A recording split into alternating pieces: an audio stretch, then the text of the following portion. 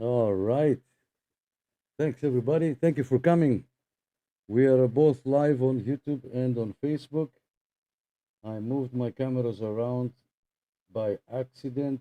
There you go. Let me mute this volume here. Let me mute. All right. So let's move the cameras around. Sorry, it's live, and every live, it cannot be 100%. So something like that. Thank you, everybody, for coming. It's your host, Nick. Let me open up the other mic too. Okay, let's transmit here. Let me put the volume down. All right, guys, we are live. This is our Friday night live net. We are streaming on Facebook, YouTube, and Zello. I don't know if you can see it over here. I'm probably gonna move the mic a little bit so you can see. I'm gonna be touching here. That's where the PTT for the app is. So we use the Zello app, and the reason is because there is no conditions on the radio, and because we have members from all over the world, the States, Australia, Europe, okay, and there is no way we can do that on the radio, especially at night. If the conditions change, then we are here and we will work accordingly. I hope you can hear me. I'm kind of in the middle of Zello, middle of Facebook, because on Facebook I know the audio is not the best. I try attaching a mic and that didn't work, and I'm constantly looking at. Yes, Mr. Rick, I got you, my friend. Uh, Alpha Lima. All right, everybody's checking in slowly. I wish I can fix that camera a little bit. Maybe I can try. Give me a second, guys. I don't know why this camera uh, flipped out on me. Something like that. And then let me see. It has to go down a little bit. There is a little bit of a delay. Something like that. Yeah. All right, something like that. Yeah, that's good enough on Facebook. I have two cameras set up over there, and one is standing on the curtain. If one of the legs is on the curtain, if I pull the curtain, the whole show is going down. So thanks everybody for coming. Yeah. So let me look at your comments here. I don't want to miss anybody. All right. We usually start with the check-ins. I'm gonna put this down here. Um, I couldn't remember which radio I have connected. Finally, I figure out where the antenna is going because you can see the radio is all on right now.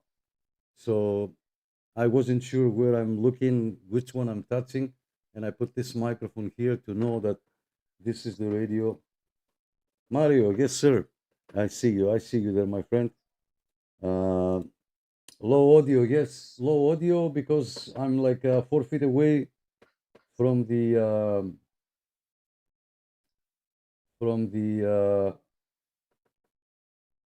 low audio or no audio. I'm trying to read the comments here. Some audio is better than no audio, eh? When I turn the other way, it's what can we do? It's a slow process. Slowly, we will organize everything. There you go. I got my pen. Friday, May 22nd, right? Yes, sir. And we will start with your check-ins.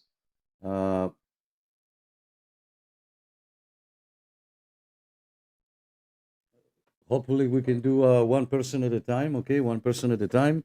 But if not, that's fine too. That's fine too. All right. So, where's my mouse? Here. There's my mouse. Hey, Cliff. I see you there, my friend. Thanks for coming. This camera can go. I'm a little picky. I don't know. I'm a little picky. I cannot fix the camera on the Facebook, but this one I can definitely play with it a little bit. Okay, perfect. All right, let's start with your check-ins, guys. Ideally one at a time, but if you want to do 15 at a time, that's not a problem. Yeah, it's good on YouTube, but it's because I'm a little too far from the other mic. I tried to connect another mic. No, it's me. It's the audio. It's the audio because I tried to hook up another mic and that didn't work. I don't know why. Anyway, we'll do our best to satisfy everybody. All right, let's go with your check-ins, guys. Go ahead. 9 Oscar Charlie 552, Joe from Kitchener, Ontario. Good evening and hello. Matt 3030, the White Eagle out of Tennessee, checking in. Good evening, everyone, and hello. Hello, hello. This is the Walleye Slayer. The Walleye Slayer. 9 Oscar Charlie 123 out of Northern Ontario, Canada. Checking in, saying hi, and waving a hand. All right, you can hear the Zello though, guys. I know you can hear the 9 Zello. Oscar Charlie 67, Eric in Hamilton, Ontario, watching baseball. Happy Friday to everybody. Hello. All right, good stuff. Anybody else? 9 Romeo Charlie 5711, Ryan, Strathcona County. JLQ, Larry.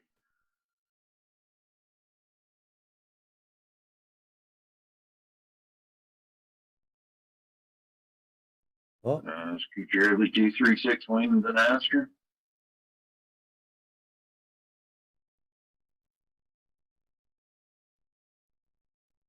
as soon as I.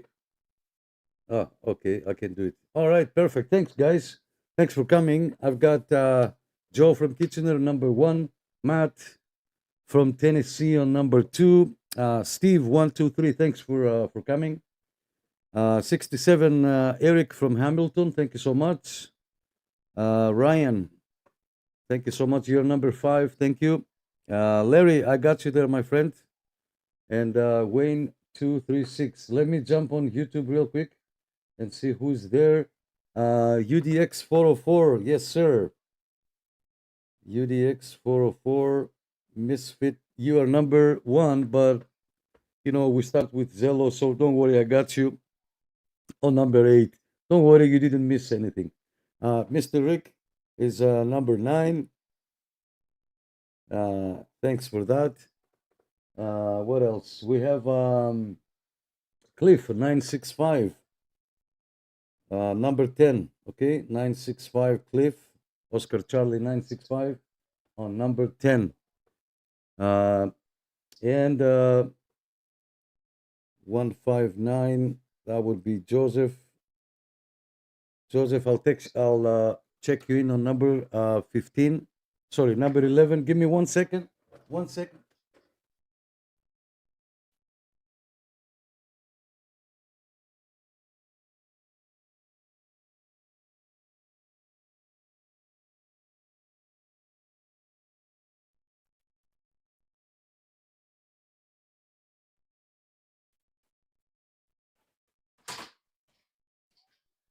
Sorry about that. I forgot I have another computer over there that is on, and I saw something moving here. So, yeah, so we're here. No problem. We are here. Let me jump into Facebook. Connie, yes, thank you for coming. You're number 12 on the check-ins list. Let me move the paper here. Thank you so much. Happy Friday. Then we have Jim, number 13. Jim is 9 Oscar Charlie 811. And Jim is in Aurelia. 16 lower side. Yes, we should be there. We should be there shortly. Once it gets a little bit darker, I'm gonna hook up the antenna. We got Mr. Alpha Lima 319 on number 14. Okay. Thank you so much. And then Joseph Mario 9 Oscar Charlie 510. You are number 15. Okay. 9 Oscar Charlie 510. Mr. Mario, it was a pleasure meeting you. Thank you. And David says Zello is good. Dave, um, oh, Mike, you were here too. Oh, no, Larry. Mike 102, thanks so much. You are number 16, okay? You are number 16.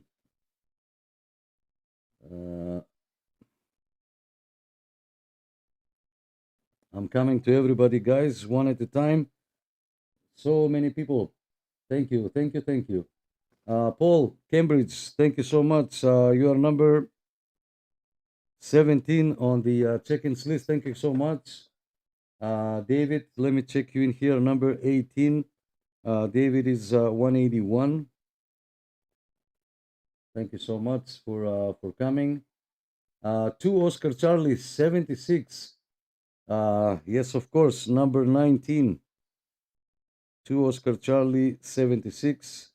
That would be my good friend John from Ventura, California. Yes, sir. Waving a hand. Thank you. Thank you for coming. And of course, my other good friend JT. 2 Oscar Charlie 21. Good friend JT. Thank you for coming, JT.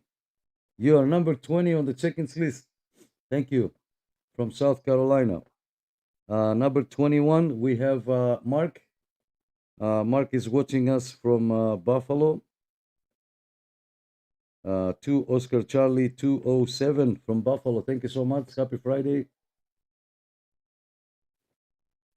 Yeah, and 9 Oscar Charlie 707. You are number 22. Oscar Charlie 707 from Jack. Awesome. Thank you, guys. Thank you so much for coming. All right, good stuff. Good stuff. Let's go back to Zello, see who's there, and let's take some more check-ins. Over.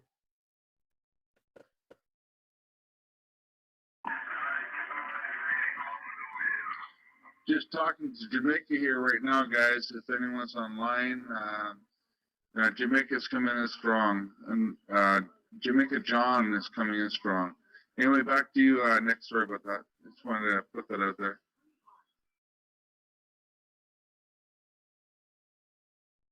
Radio 5322.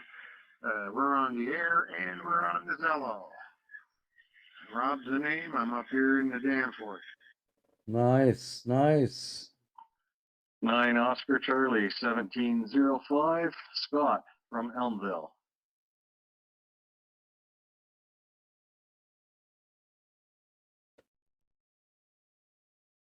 Oh. 9 Oscar Charlie 923, Mike D.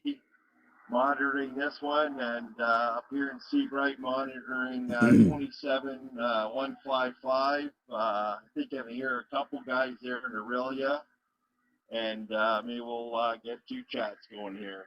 Hope everyone's having a good night. Over. All right, thanks, Mike. Thank you so much. It was a pleasure to meet you. Okay, it was a pleasure to meet you.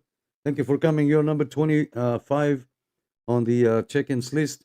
Number 23, Rob. Thanks so much. Keep trying. Bruce is gonna be around at some point. We should be able to talk to him. And Scott from Elmville, 1705. I've got your number 24. Let me say hello to Winnipeg, Radio Canada 128. Radio Canada 128. Thank you so much. Happy Friday. Thank you for coming. You are number 26, okay? 26 on the check-ins list. Thank you so much. Who else? Who else do we have here? We have a couple of people on Facebook. That's doing okay. LOL. Yes, I'm looking at messages. All right, perfect. I don't want to miss anybody. Okay, let's go back on Zello. Who else is here and would like to say hello? All we ask is first name and location. Go ahead.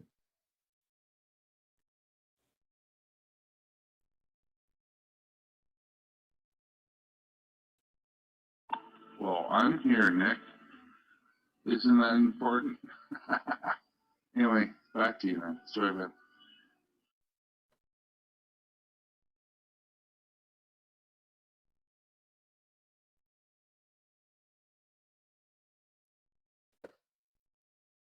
All right, if you are new, guys, we do this every Friday night. We use the Zello app. As you can see, it has a PTT log, so I can press, I can say what I want to say, and then I can touch the screen one more time, so you don't have to hold it with your finger there, with your thumb. So we talk about radios and more. I don't want to jinx it because sometimes we change the topic and we become a cooking channel. But 99.9% we keep it radio related, whether it's ham radio or CB radio or any radio for that matter. Okay. Some people are saying, "What is this? Who is this guy?" Right? I'm just a normal, ordinary guy. Yeah, and we have a Facebook group, and the only way to communicate with all our members, we do this live net. Number 27 I see over there is Ari. Ari, thank you so much. Number 27. 9 Oscar Charlie 156. All is well. Thank you for coming. Perfect. Thank you so much for coming. All right. So what is radio? Radio is you know, you can use it on an emergency if there is other people around, you know. You can talk to people and make friends. You can take it with you and travel and talk to the people.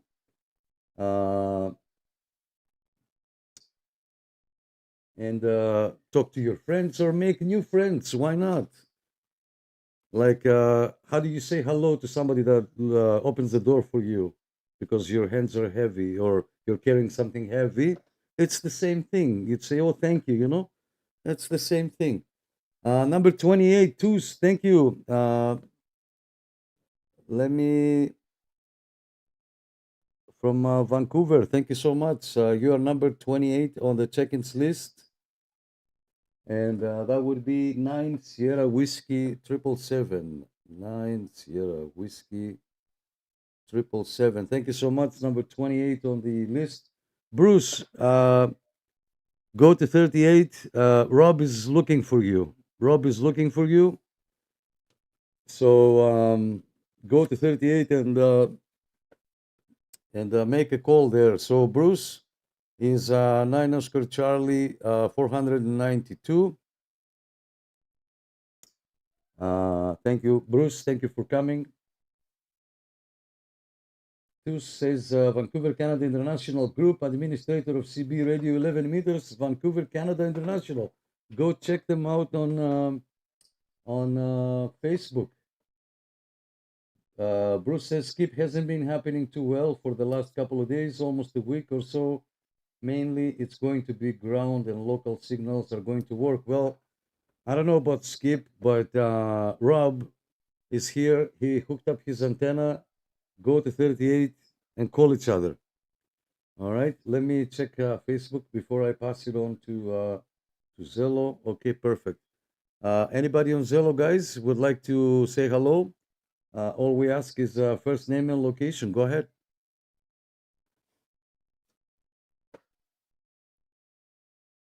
9 Oscar Charlie 3408 from Ottawa. Good evening, Nick.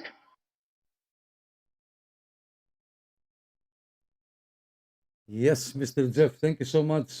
Thank you for coming. I've got you on number 30, okay? Number 30 on the check-ins list. There is a ham fest in I think it was Kempville. are you going there? I'm planning to go. I think it's June 6th, and then June 7th. There is something going on in Cambridge. So, are you planning to go the one on Campville? No, I'm gonna head up north to Sudbury to see some relatives for the next 3 weeks. So I'm gonna be moving around there. So have a good evening, and if you go to Kentville, we'll have a good ride over. I'm in Russia. Я тебя, что ты робишь? Drones. Oh my goodness. All right. Yes, Mr. Jeff. Thanks. Enjoy your stay there, and you will see the video. I'm definitely going to go, and you will see the video. Thanks for coming. Number 30. All right. Anybody else, guys, would like to introduce themselves and say hello? Hey, Steve is here. Hold on. UDX 483. Steve is watching from to Oscar Charlie, of course. My bad. To Oscar Charlie 483 on watching on YouTube. Thank you so much. Happy Friday. Thank you for coming. You are number 31 on the check-ins list. Yes, guys, don't forget to hit the like button. Gas is expensive. All right, back to you guys on Zello. Go ahead.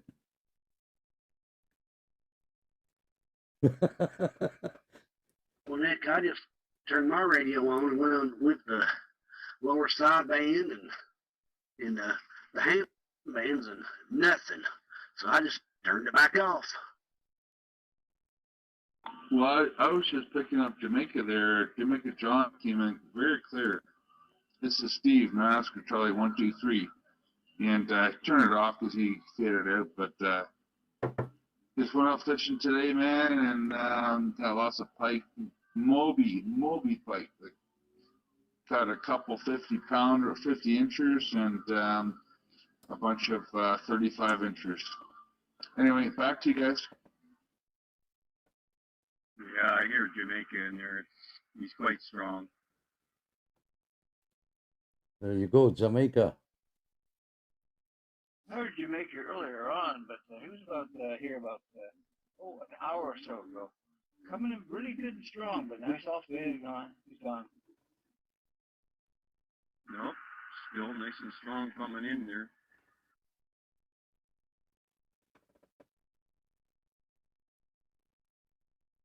All right, good stuff. So let me go back on Facebook. Two says if you are close to the water, or if you are close to salt water, you will have better ground propagation. It works. Bad conditions. Otherwise, we have Skip managed to speak to Georgia last week. Nice, good stuff. And yes, you do love me to Ben. Can also be used in an emergency as well as the GMRS. Yeah, the radio. Yes. In the case of something happen, best options would be to have 11 meter sit in this band, AM, FM, sideband, as well as GMRS radio, including and you have, yeah, okay. Sorry, I cannot read the whole thing. I need glasses, but I refuse to wear them. So, is this thing on? I think it's on. There you go. Okay, how many people we have? I got some, I got a stuff that I need to close here.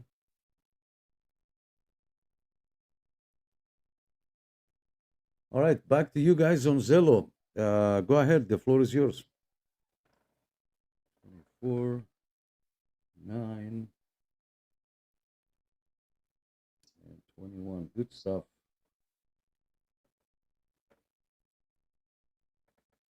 All right, so if you are new, we just use, yes, JT, I got you, my friend, I got you. Number 20, I got you, number 20. Thank you for coming. If you are new here, guys, we stream both on YouTube and Facebook, and we do this every Friday night, 9 o'clock sharp, most of the times. We talk about radio. We use this Zello app here, which is free to download, free to use, and since there is no conditions on the 11-meter band, you know, we try to use this at least once a week. This is not to take you away from your radio, of course. It cannot replace radio, but it's good because we can connect with everybody. Plus, some of you are sitting, you're using FT8, you know, SDR. We use Zello, you know, we use Zello, Echolink, and we use Zello. So, good stuff. Thanks to everybody that's watching on both streams. Perfect. Okay. I'm gonna ask the other the same topic that I was asking last Friday. For those of you who missed it, now that it's early and everybody's here, what would you tell to somebody that has no clue what we're doing here? They have no clue what these things are or these things do, and what would you tell them to get them on here, to get them to buy a radio or to start listening at the beginning? You know what I mean? What would you tell them? Let me hear you.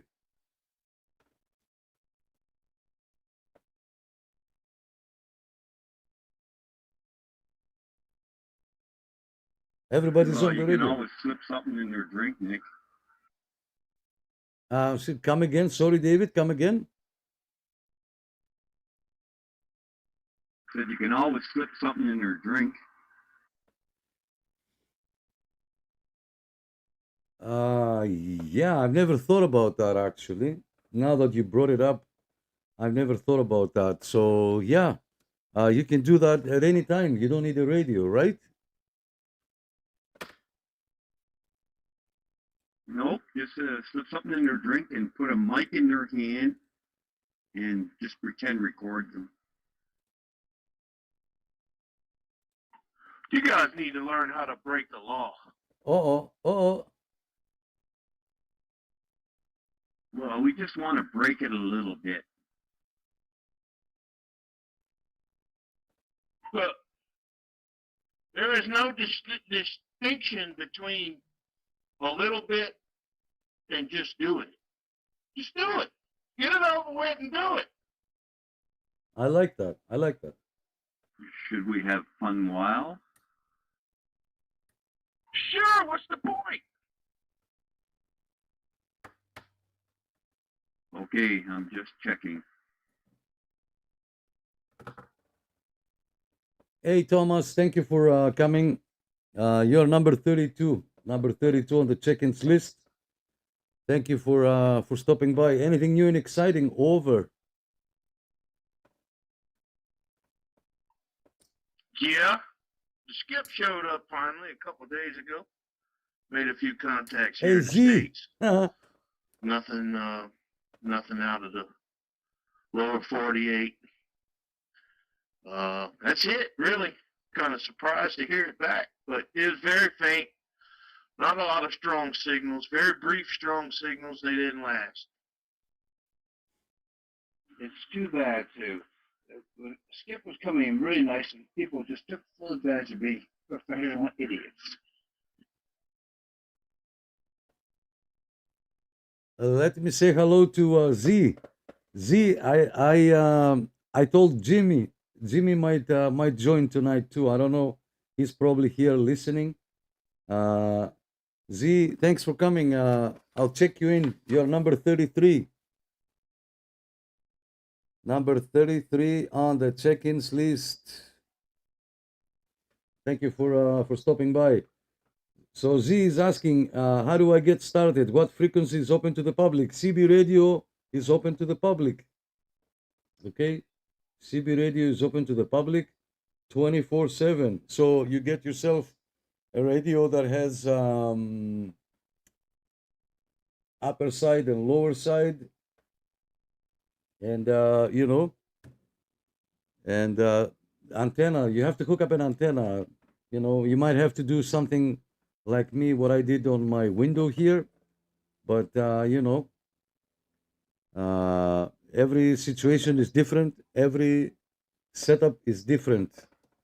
So, what do you think, guys? What is a good way to start? Over?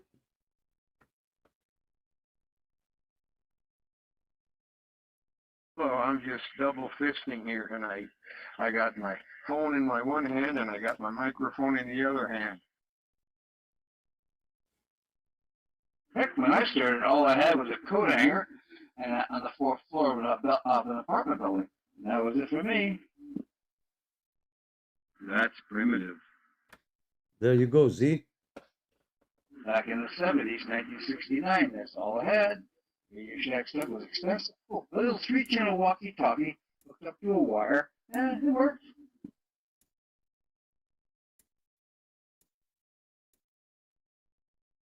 That they did.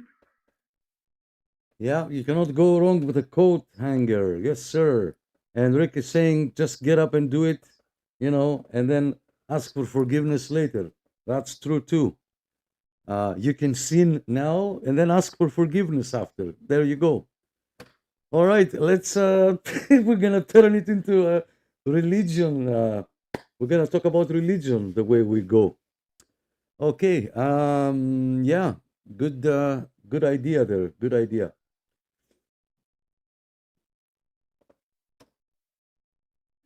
No church stuff. No. We'll save it for Sunday. For Sunday. Okay. For Sunday. All right. Yeah, Nick, I remember my father bought one of those mini, it was an Archer Space Patrol. It was 23 channel receiver and it transmitted on channel 14. And I remember him hooking it up to the car antenna.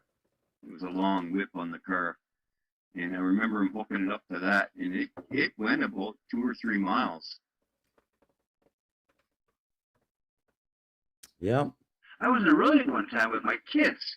I mean, this is 1970. My kids then, that's how old I am. Anyway, and we hooked up with Archer Space Patrol to a cable that was going up a flagpole. And I just thought, what the hell, let's give it a try.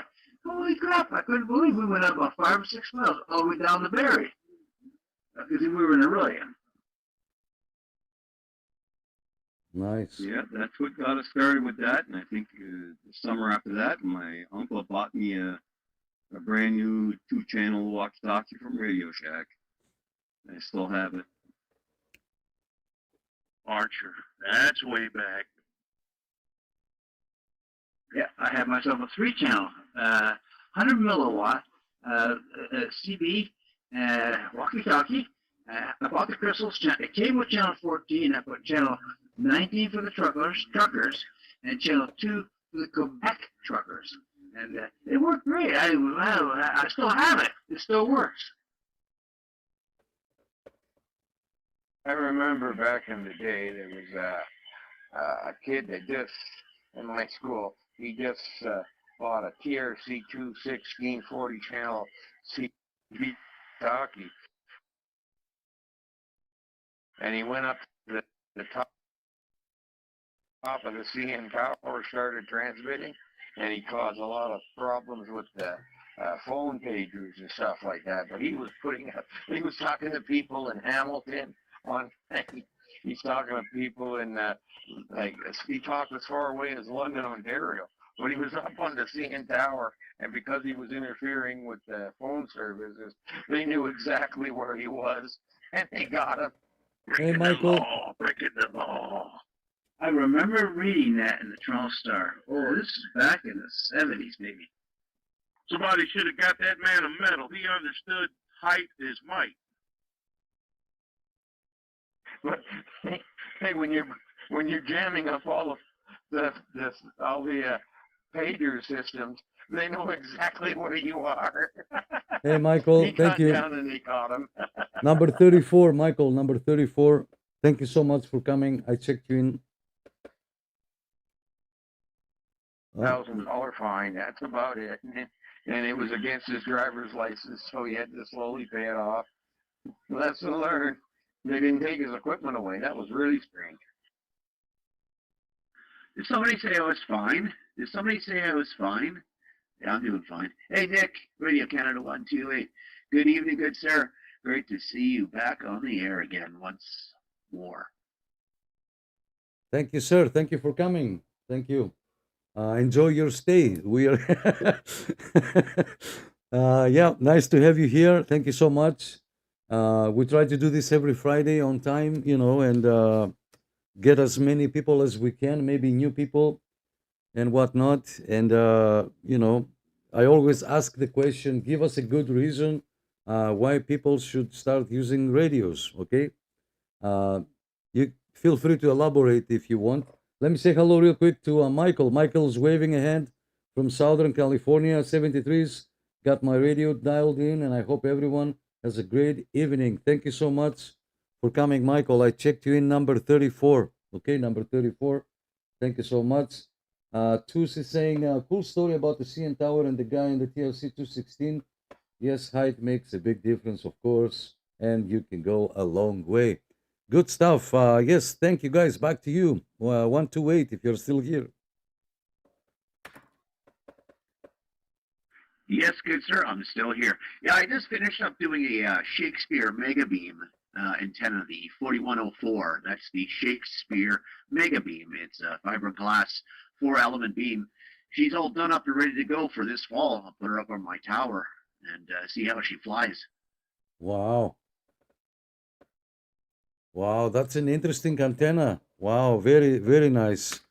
I'm so jealous because I'm running a window antenna, and I don't have the luxury to put up a proper antenna. So good for you. Good for you. The other day I spoke to there was conditions. So was it Sunday night or Monday night? There was conditions, and I spoke to somebody in like we are 3 guys here in Toronto talking on the radio, and this guy jumps in and says, "Where are you guys?" We're like in Toronto. He goes, "I'm in Virginia, right?" And he made a homemade Moxon antenna for the 11 meters, a homemade Moxon antenna. So he was coming in real good, of course, conditions. But yeah, anything that you can make, man, it's I like. I wish I have the space. I wish I had the space to do all that stuff. Back to you. You know what, Nick, one day, excuse me, one day, Nick, you're going to be able to do that. I mean, it's just, a matter of time when you're able to have different accommodations so you can either put up a tower or a better antenna. I mean, I've been there. I've been in your shoes way back in the day. I'm 56. I've been around. I've been on the radio on and off all my life. Everybody loves radio. It's in your system. You're almost like once you get into it, yeah, you got to get away from it for a little bit, go to do other things, but you come back and you just have a good time because it's super exciting. I like working with antennas. I like taking old antennas and rebuilding them. I just helped a friend do his PDL2, a complete restore on a PDL2. Looks like brand new out of the box. Same with this one here for the Shakespeare Megabeam. Yeah, Nice. I like working with antennas. I like working with radios. Hey, William. It's good. It keeps you awake and alert and alive, I guess. And it's great to talk to people. I actually talked to a lot of people today, all over Virginia, Tennessee, New York, hell, you name it, all over the United States. Even talked to Nick Strong there, 757 from Boulder, Colorado. He was coming in at 30 plus. He said I was hitting him about 10, 15 real good. Excellent modulation, of course. Oh, no, it was great. I mean, it's great to communicate with people, strangers or friends or foe. Yeah, very nice. Very, very nice. Good for you. You said you're 56. What do you think I am? 25? I'm 56 too. So I've been there, done that. Well, kinda, so to speak. Well, thanks. Nice. Very nice. Very nice. Comments keep coming in non-stop. Let me say hello to William. William, you are number 35. Okay, number 35. William. William comes on Zello, so we will hear him on Zello. Thanks for coming, my friend. You're coming into Zello. Yes, number 35. So, yeah, good stuff. Oh, and my friend Z is asking, what is a good radio? I would say to him, one that you can afford is a good radio. What do you guys think? Which radio is good for somebody that's starting now? Oh, geez, there's two of them. I say go with any tone or QT 80 or QT 60. Start there and work your way up or get into a 7300, ICOM 7300. I mean, those are the radios I use, and other ones. I have a whole bunch of older rigs. But I mean, those are nice radios to work with for cheap, and they do work awesome. And I think Nick is well versed when it comes to the Anytone radios. Anyways, before I let you go there, Nick, and let everybody talk on here, I apologize for being so long and going on.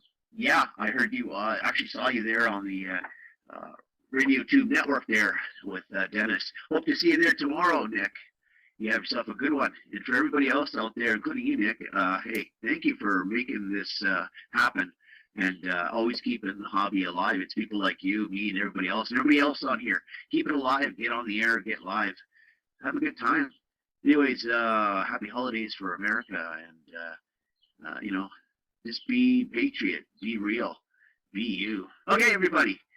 Talk to you later. Radio Canada 128. Mike here saying ciao, ciao. 9 Oscar Charlie 1111, signing on.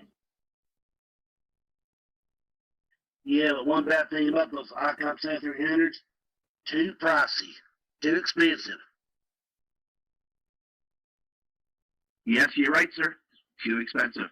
I got lucky. I got mine brand new in a box for $650 Canadian. I just got lucky. In the state sale, that's what you got to do. You got to look. Took me a while, but I got a good deal on an ICOM 7300 brand new in the box. Third generation, not the first ones. I think you know what I mean. Anyways, yeah, they are pricey. And it's ridiculous, especially when the new one's out. The MK2 is out. They should bring those right down to at least $500.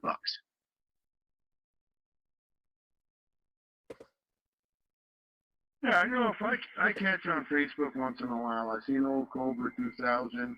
I see the old 457. They're going for like $600, but if I'm spending $600, I'm buying a brand new radio. I'm sorry. Oh yeah, no doubt, right? There was on the Hamfest in Iroquois, Lake Rudeau. On that Hamfest, there was brand new in the box. It had the box. It was a Cobra 2000 with 2 speakers, and the gentleman was asking $1,400.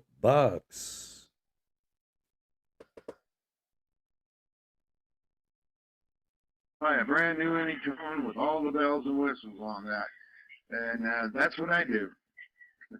Yeah, 1,400. I ain't got no space for that kind of big radio anyway. Ouch. You know why those radios are so expensive? Because people that have no concept of the dollar in their own pocket don't care. Oh, isn't that the truth? Yeah. I was trying to buy a new riding lawnmower. Okay, here we go. I have a riding lawnmower, a Columbia. I'm selling for $1,500. It's about 5 years old. It's got 100 hours on it. Now I'm looking for a new one. I found the best deal is to go to a Kubota, and I bought a nice Kubota lawnmower. Holy mackerel! I only paid about $4,000 for it. But wow, what a machine! It also has a snowblower attachment to it, so I'm all set that way. But this just shows you that okay, I got some old radios downstairs that are just old, plain old. But people think, oh my God, vintage! That's bullshit. It's all bullshit. Yeah. Enjoy the lawnmower there. Let me say hello to Andy. Andy1111. Thank you so much. Happy Friday. I don't know where you're watching us from or just on Zello. You're number 36 on the check-ins list. Thank you so much for stopping by. Yeah, go for it. As Rick said, go for it and then ask for forgiveness after.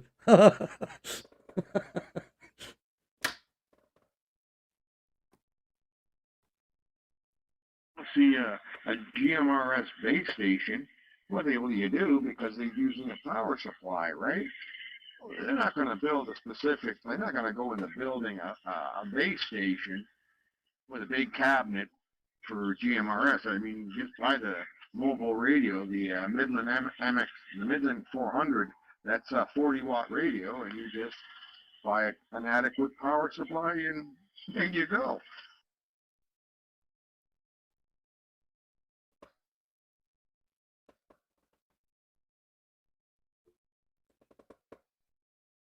Oh, Yeah, I like that route. I use that a lot, especially in my shop. In my house, I got all my big shit set up, but when you want to put a couple of Idiatones here and there or in the vehicle, they're easy to put places. But yeah, as long as you're good running good power supplies, any type of Idiatone is going to work great. let me say hello to a couple of people that commented. Thank you so much, guys, for coming. Sorry if I didn't see you earlier.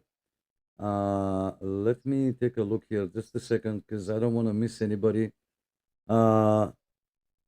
Mauricio, buenas noches, saludos from Chile. Yes, thank you, my friend. Thank you for coming. I think I didn't butcher it. Buenas noches means good evening. Saludos means, how we say salute. So hello from Chile. Thank you so much. Muchas gracias, my friend. Muchas gracias. And who else? Somebody else commented also. Again, I don't want to miss anybody. Anyway, we'll check again. Watching from Georgia or California, somewhere, somebody commented there. I hope I didn't miss. Thank you for watching, guys. If you are new, we do this every Friday night. I apologize if my audio is a little bit low, but that I have two cameras going on, and that camera is a little bit too far, maybe 4 feet and change. So I have to look that way so you can hear me. But yeah, thank you so much for coming. We do this every Friday night. Rick is saying if you're just starting, buy a reasonably priced 40-channel radio. If you don't like it, then you didn't miss too much. You didn't lose too much. If you like it, then you can buy a bigger and a better later and maybe get into ham. Jim. Hey, Jim, Z is here. Z is here. Jimmy. Z, if you're here, I'll check you in as Jimmy number 37. Thank you so much. Jimaki. Z, I told you, Jim is gonna come, and Jimmy showed up. See, I told you. All right, good stuff, guys. Thanks for coming. Any advice to people that want to start on radio? Guys, go ahead on Zello, please. Make sure you have a house with a property and a neighbor. Who cares what they think? But it doesn't matter. Just get yourself a piece of land or something you can put up a Hey, big Mark. deed without anyone bitching about it. And if you're in town, some people will say, "Well, I don't like it." Tell them, shove it up your ass. They can't do nothing about it. Industry Canada says it does not create interference because it doesn't do that. I would recommend someone get a dot. Everyone says a quarter wave antenna. Hey, Mark. Get a 5/8 wave antenna. If you can't afford one or can't find one, make your own. There's lots of stuff on the internet. How do they say in the movies? If you cannot afford one, we will provide you with one. Let me say hello to Mark. Mark, thanks for coming. Happy Friday. Thanks for stopping by. You're number 38. Hey, thank you for coming. Let me see who else is here. If you cannot afford one, the state will get you one for free, I guess. Oh, let me say hello to Maury. Maury, thank you so much for coming. Maury is 9 Oscar Charlie 116. They are on channel 16. So guys, if you're on the radio, go to channel 16 lower side. Jim, Jordan, and Richard is there. And the mighty duck is working great. Yes, the duck. Absolutely. You gotta love the duck radio. Absolutely. No volume. I have volume, but it's low. It's low because of I'm away from the mic. Some audio, not too much audio, because I can hear myself. If I open up the monitor here, I can hear myself just a little bit. So yeah, that's what we can do tonight. See, Z, Jimmy is here. Jimmy. All right. Back to you guys. Let me hear you. Over. Yeah, Nick, your audio sounds fantastic. Coming through Zello here on my end. Just wanted to let you know that you sound really good. Yeah, yeah. But I'm streaming on Facebook and YouTube at the same time. So for Facebook, for YouTube, I have this mic in front of me. But for Facebook, I'm about 4.5 feet away from the mic, and I don't sound the best. But when I go into the monitor here, I can hear myself. So yeah, yeah, good stuff. Yeah, no, you sound good on YouTube, and you sound good here on Zello. Like, you sound really good. Yeah, yeah.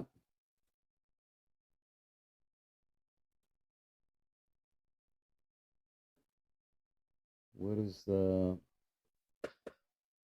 Yeah, good stuff. Anybody else, guys, would like to check in and or jump in and say hello? Please feel free to do this at any time. All we ask is first name and location. Go ahead.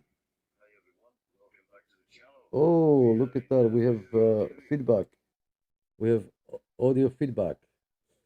All right, let's watch some of the stuff there. Jimmy, if you are still here, Z is saying hello. Jimmy, I have no way to message you. Come back on the chat here. Z, remember Z? Z is here. All right, back to you guys on Zello.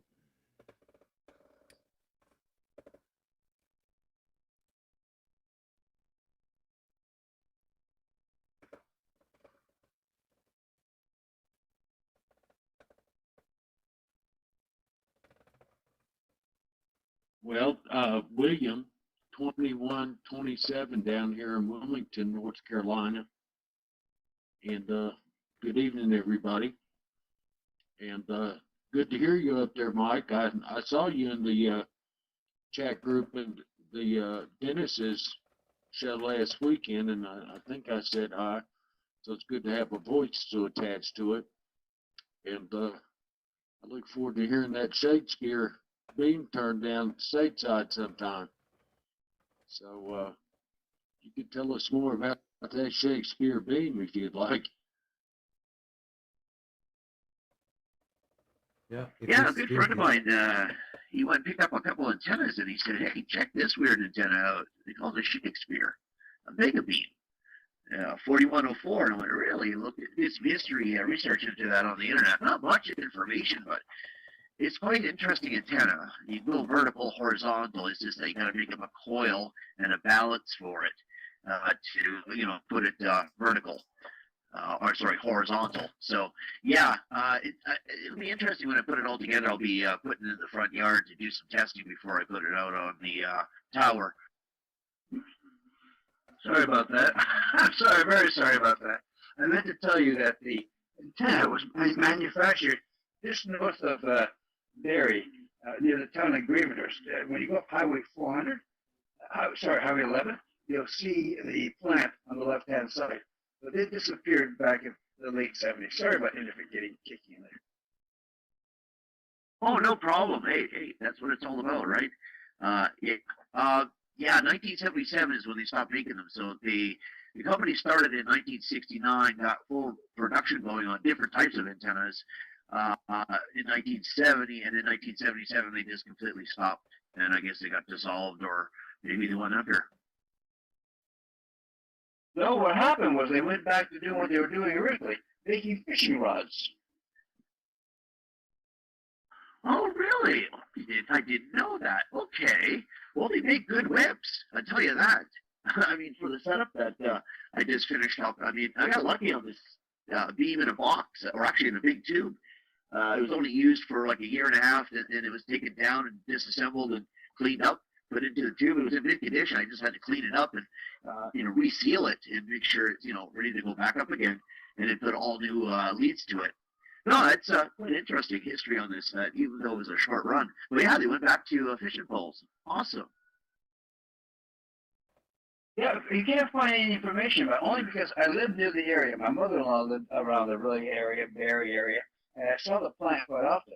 So I talked to the people who work there, and they said, "Well, we're going to be shutting it down." And I said, "What happened?" They said, "Well, CB, they thought CB was dead." So anyway, they went back to fishing well production. Now, there's a guy in the United States, in Texas, his name is Gab Gaddis. He had a TV show way back in the 60s, and all he talked about was fishing. And he used those type of rods. That's all he used.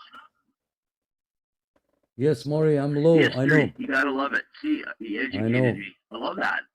That's why I'm on here. Everybody knows something, or knows somebody, or has been there. You gotta love it. Hey, thanks for that history lesson. Yeah, that was one of the most popular fishing rods. I had one that's called a Shakespeare Ugly Stick, and it was a good fiberglass rod, and it was one of the most popular rods there for over a decade. But yeah, that Kubota lawn tractor is made in Georgia, down here a couple states south of me. That's an excellent Kubota. That was an Hey, Ken. excellent choice for a lawn tractor. You couldn't beat the price. It makes John Deere look like hell. And I don't buy MTD products because they're all made in China, all over the world.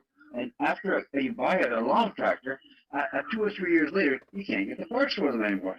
The Kubota, no problem. I hope the hell they never sell out to those evil MTD people. But yeah, you can't beat Kubota tractors and their lawn products for diesel motor, so they get 4-blade, 5-blade systems for golf courses and that. Oh yeah, Kubota's out there. They made a name for themselves for 15 years ago. Now they're very popular, and I see a lot of Kubota everywhere with contractors. Hey, Ken. Yeah, the diesel 4-wheel drive. Ken, number my 40, God, I want number to buy 40. one, but I got cheap. But I wish I did.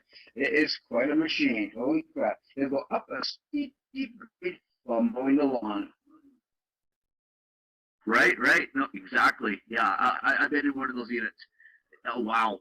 And they give you the confidence to really hug it and do that clean sweep right on that angle.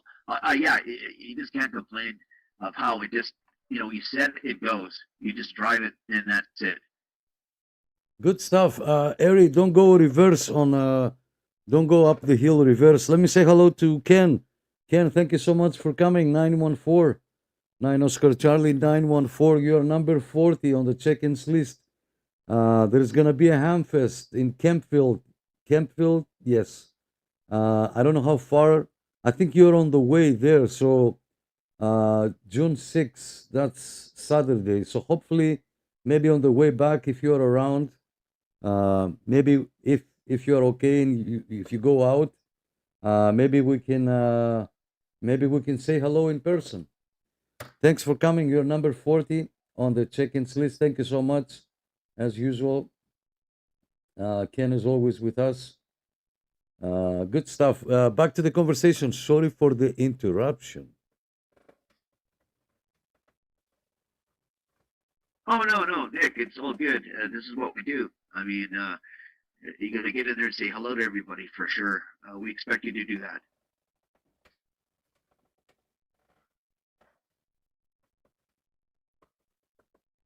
Oh. Yeah, Shakespeare used to make a vertical antenna they called a big stick that they sell now as a marine antenna. It's kind of a commercial antenna, but it covers the band for 10, 11, and 12 commercial.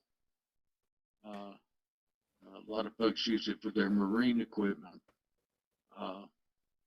HF stuff. But Shakespeare used to be known to make really good antennas. We had a plant near us in Peterborough, Ontario, that made wooden boats. And when you get one, we used to put a Shakespeare antenna on it because it's all fiberglass. It doesn't need to require a ground plane. And they work fantastic. A wooden type style boat.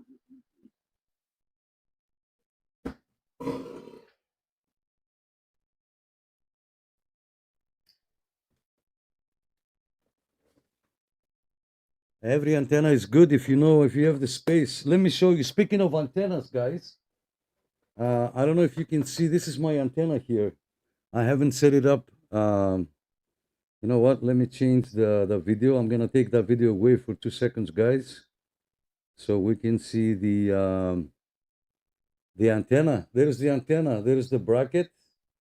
There is the pole, which is about 7 feet tall. I don't know if you're watching. There's a mirror mount here, and a 90-degree connector going into the antenna. The 45 comes out from here, and then on this side, I cannot show you. I have a 3/8. I have a 3/8 connection, and here I can put a load coil for 40 meters, 20 meters, 75 meters, and of course I'm using for here to resonate. I'm using the top section of an IMAX antenna. There is the bracket here. So I'm using the top section of an IMAX antenna. This is where the 45 goes, and over here I cannot show you because I cannot flip the antenna around. I'm gonna knock something down, and that's all I need to do now so that I get kicked out of this place.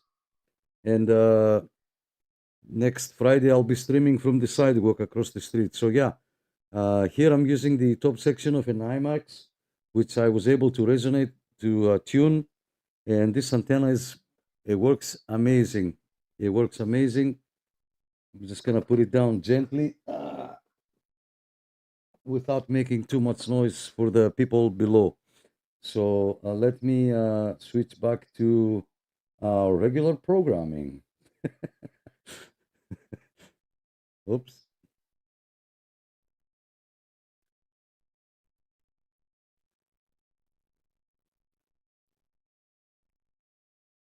Well, I have put an antenna on a duck coop, and I get in there with my radio stuff and everything in the summertime, June, July, and August. And then the chickens don't mind. I'm just sitting there talking away. They don't mind. Yeah, the chickens, they like it. The chickens probably they like it.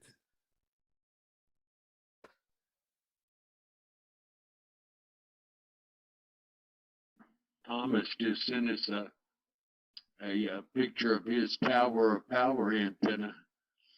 Is that Nick? Is that same antenna that you had in the other window in the other apartment, or is that a new one with the IMAX on top? No, William, it's the same antenna. It's the same setup that I had forever since day one. I extended the aluminum pole close to 7 feet, so I can clear the roof now, and I can be just above the roof, and yeah, that's what I've been using this whole time.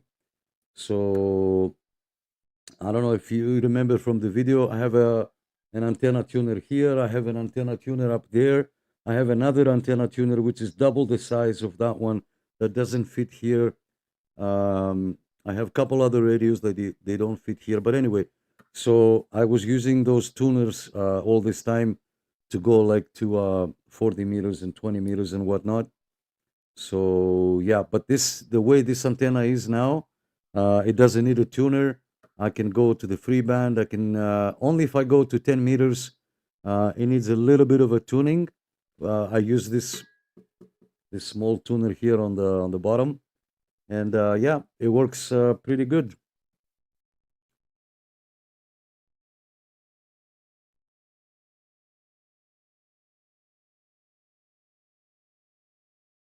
Yeah, I thought that was a different antenna tuner. I noticed that as soon as I cut the program on.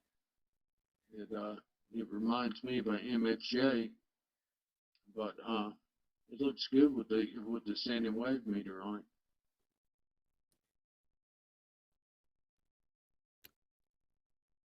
Yeah, you got to do what you got to do, you know. I tried the indoor antennas. You cannot like when you try to talk local, they can barely hear you across the street or around the corner. but it's crazy because when there is skip conditions, you might talk to somewhere in the States. You never know, right? You never know. So yeah, if you don't start from somewhere, you're never gonna. I'm looking back here now. I have a 75 meter. What's the name? Not the Shakespeare. I have two load coils back there. I have one for 40 meters. One, or no, this one is, yeah, 40 meters, 75 meters. I wish I can reach. Let me see if I. Oops. Let me see if I can reach. No, I cannot reach. I'm gonna knock down something, and we are live. I don't wanna ruin the stream, but I have two coils right there. I probably have another. You know the big thick white ones. Oh man, I forget the name. I don't know. Maybe Mike. Remember those mobile antennas with a big thick white coil, the Super Resonator? What's the brand? I have like 4 of them. I have 2 here and probably another 3 downstairs, or 2 downstairs in my van. The Super Resonator, the big thick white coil. What's the brand name? Oh, you talk about Hustler. Yes.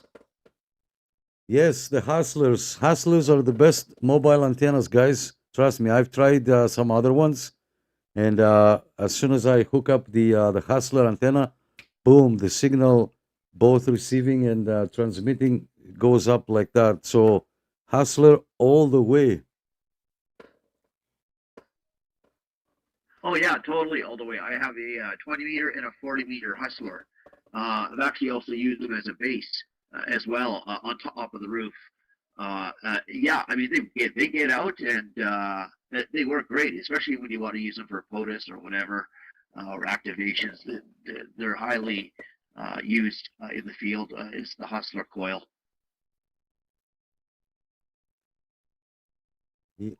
They used to make tube type radios back in the early '60s, and before they started doing the antennas, and they still do the antennas. But I don't think they make radio equipment anymore. I think they still do antennas though, but they're real good antenna. Yes, William, they're expensive and they do work. The other day, well, not the other day, it was a little bit longer. I was on 80 meters with another antenna and talking to a friend in Hamilton. And he's like, why don't you try the other antenna? And I'm like, you seriously now? Because I have a custom made bracket that I clamp on the radiator behind the window. And he's like, why don't you try that antenna? And I'm like, seriously now? I got to pack up everything, put it inside, and then hook up that antenna and set it up again. I'm like, okay, I'll do it. Okay, I'll do it. And I did it. And boom, like day and night difference. Like I had an amplifier and I turned it on. That much difference.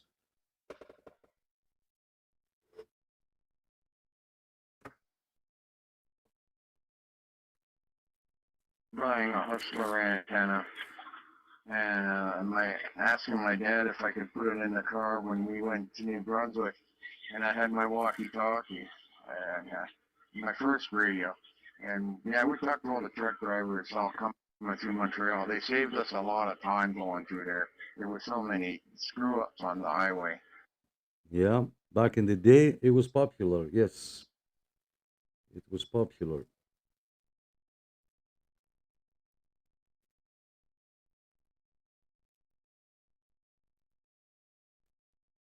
Yep, good stuff, guys. Good stuff.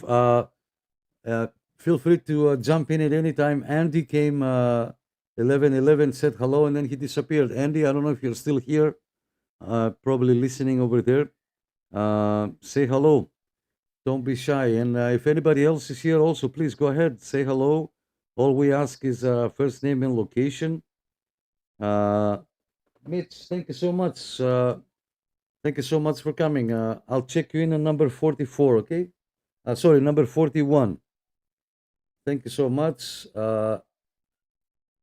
Happy Friday. We try. I don't know if you saw earlier the window antenna setup. Hook up a Tor to your bumper, grounded on the ground. Yeah, good stuff. Let me see on YouTube. I don't want to miss anybody. Elmer, where are you, my friend? Yes, long time for sure. You are number 42 on the check-ins list. Thank you so much. Thank you so much for coming. Indeed, a long time. I hope you are doing okay. Happy Friday. Yeah. And Tony is here too. Tony, hey.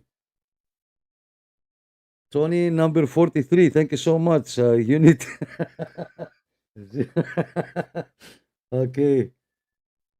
362. Tony on the mobile. Tony, I'm going to hook up the antenna in East Coast, Pennsylvania for Elmer. Yes, sir. I'm just going to keep a record here. Thank you so much. Tony, yeah, I'll if you're around, I'll hook up the antenna. Maybe we can make a contact because 9 o'clock, it's not even dark. I'm waiting to get dark so I can hook up the antenna.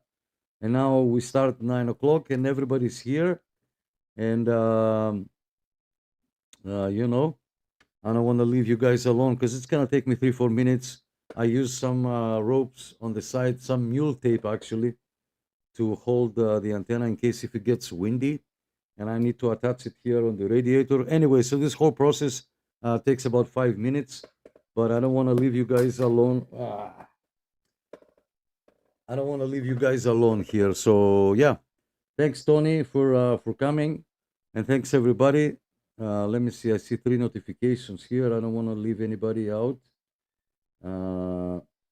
Okay. I saw the video from Rob. Rob posted a video. Rob, when you were young, you didn't go fishing. You never went fishing. You cannot throw the, you know, the antenna, whatever you're throwing over there. Come on.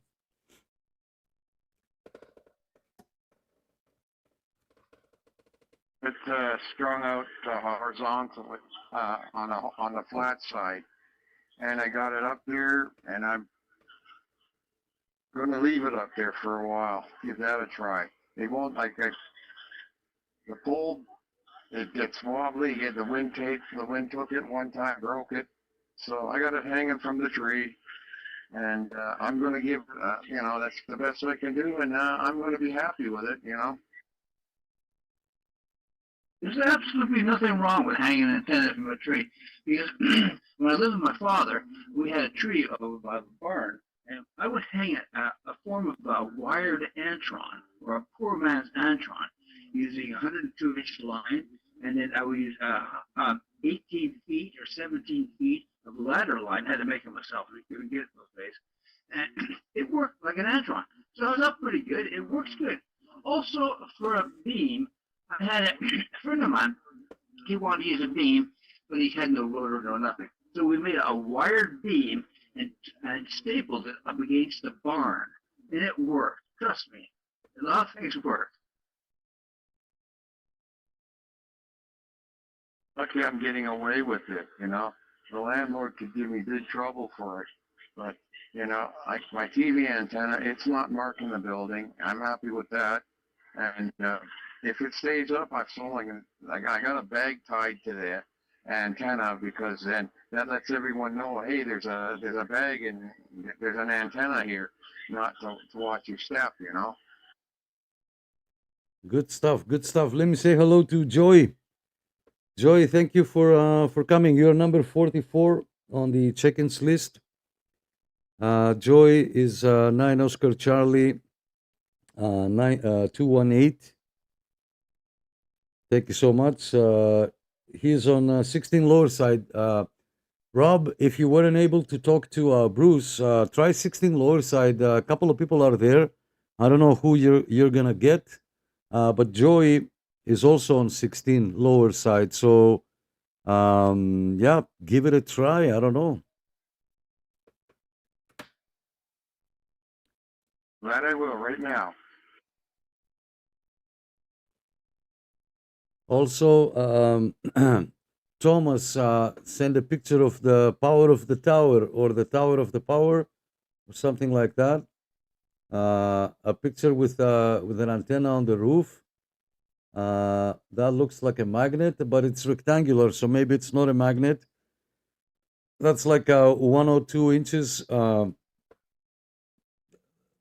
maybe on a shed. Is that a shed? Maybe something like that. Nice and good stuff. With thanks, Thomas. Mark is saying I run a tree-mounted J-pole. So there you go, a tree-mounted J-pole. So something is better than nothing. So go out there, get out there, hook up an antenna, get yourself a radio, and you never know who's going to answer from the other side. It was meant as a joke. It's a homemade puck mount. And yes, it is a 102-inch whip. It's about 7.5 feet off the ground, maybe 8. And I do talk in Europe with that. No problems. Talked to quite a few of you up in Canada as well. No problem. Oh yeah, I've talked to a lot of people with 102 whips and that kind of setup. No problem. They sound great.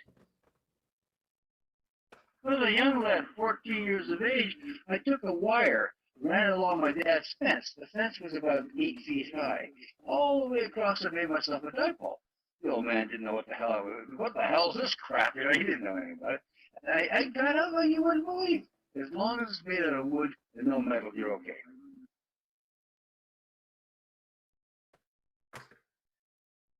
I can hear Thomas from where I am in New Brunswick.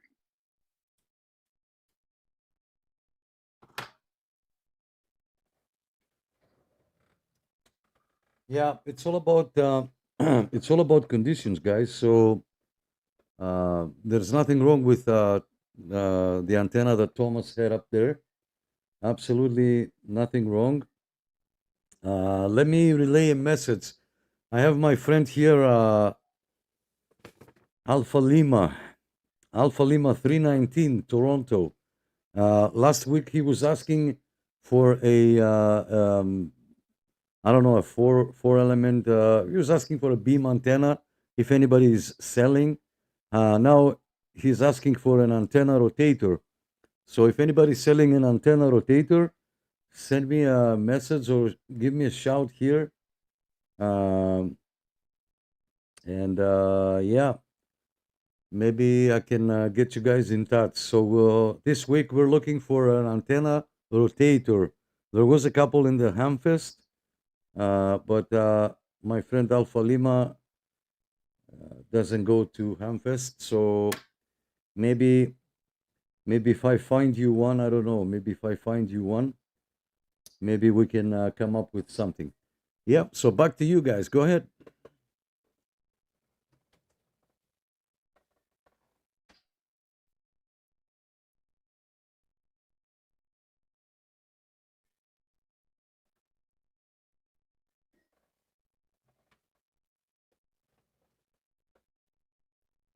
They just ran you just ran the picture of that Cobra 2000 in the box for $1,400 on the screen, and I wouldn't have given $1,400 for that radio when it was brand new.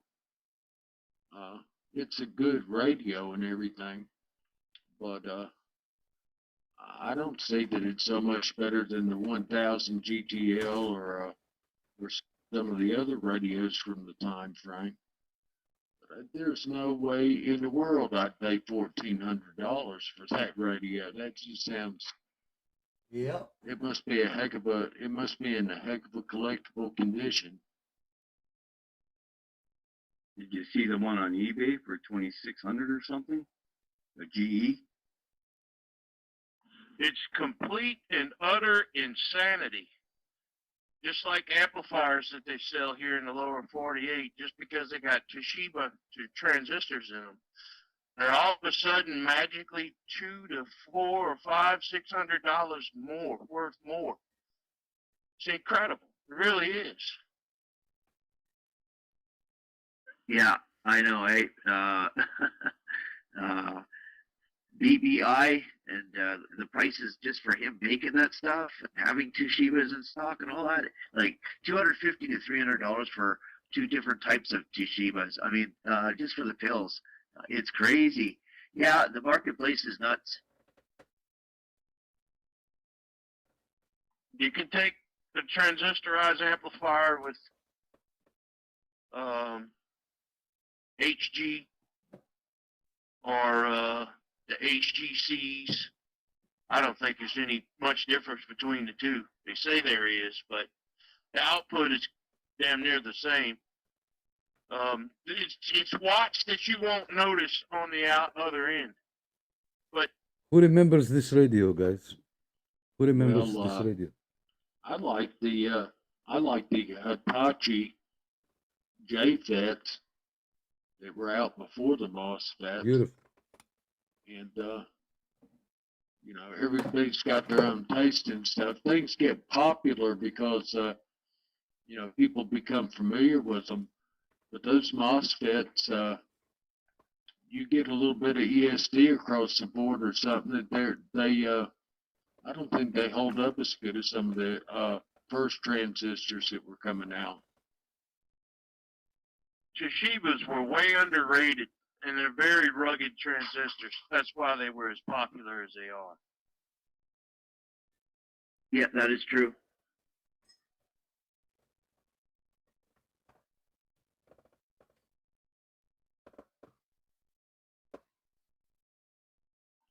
Well, you know that 1969 final was a very popular final.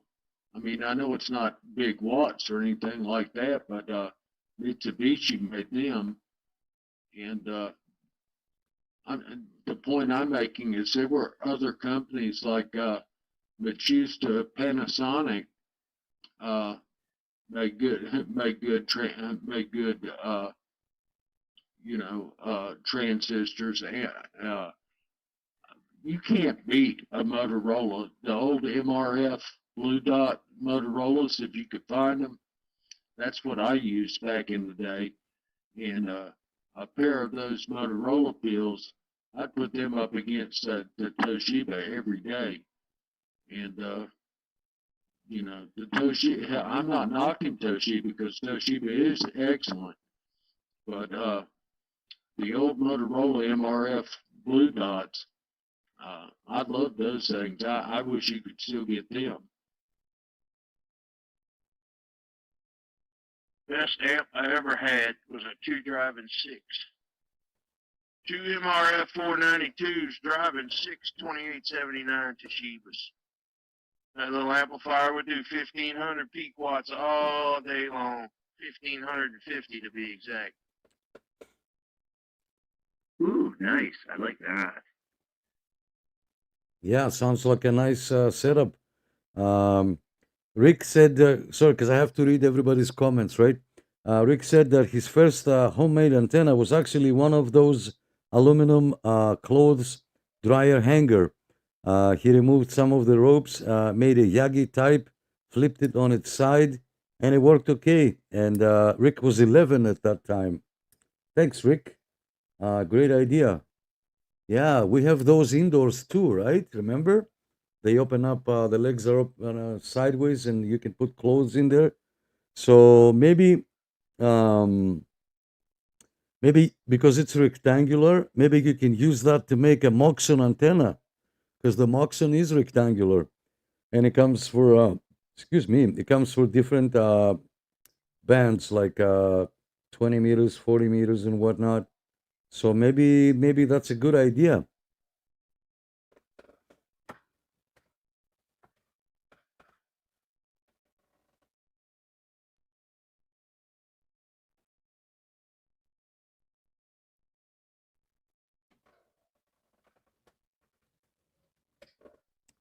I don't know if it's gonna make the length though, but you get the idea, right? That's how Moxon antennas are. rectangular in shape. Good stuff. So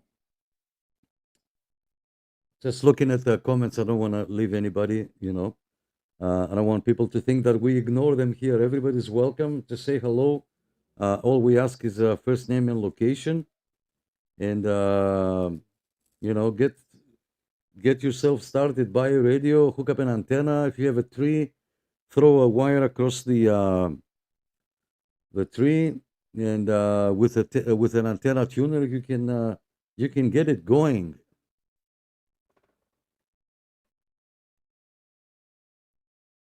When I was a kid, my mother had a clothesline pole. So a young boy at 12, I climbed up it and I put myself a 109-inch whip up there. Made it myself out of aluminum pieces my father had on the farm. And worked great for a long time. I didn't know I needed radios to come out, but I know. I'm a young kid, 14. But it worked pretty good.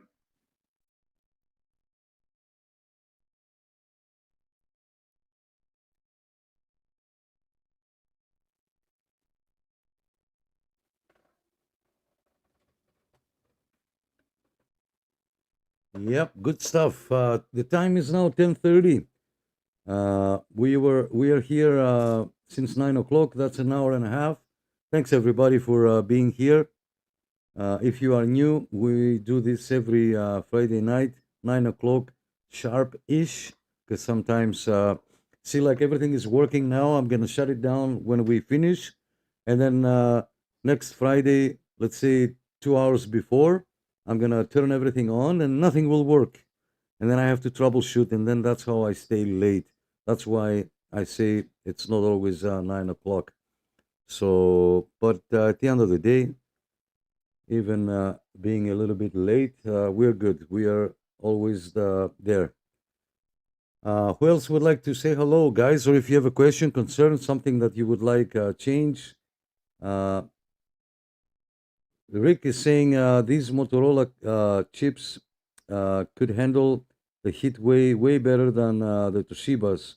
Yeah, of course, the Motorola's they were better, and as Thomas said, they were very underrated, the Toshibas, and maybe because I don't see any other brands like you know, the Toshibas with the MRF. What was it? Was it MRF? If I'm not mistaken, those ones. I can't remember all the models now, but I don't see any other transistors out there besides the Toshibas. So if the Toshibas are now so expensive, imagine how expensive the Motorolas are, right?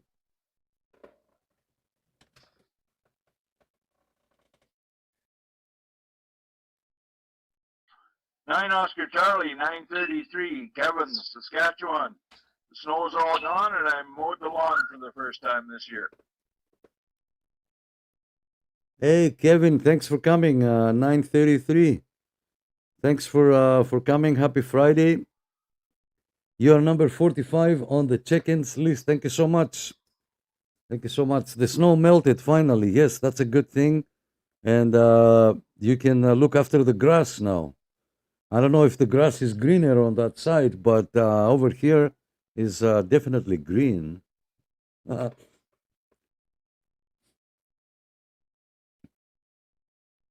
Yeah, it's greener on the other side of the fence here as well. Nice, nice. Good stuff. Thanks, Kevin. Thank you for coming. It's always a pleasure to have you. And as I said, you're number 45. So thanks to all the people that said hello on Zello, on YouTube, and on Facebook. Thanks, everybody. Good stuff. Back to you. If you if you have a question, concern, something that you would like to see change, or if you have a suggestion, I don't know. We are open here. We are very down to earth, and we like trying new things. Over.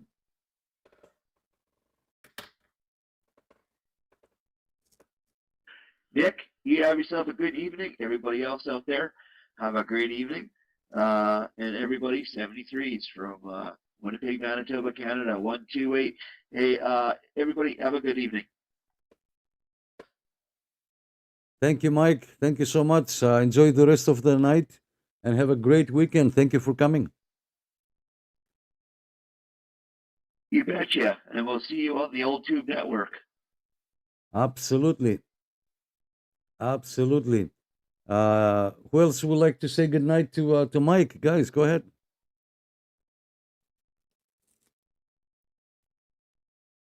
Good night, everybody. Transcanada Radio, 5322. I want to be on lower 38. Just gonna monitor it for the rest of the night.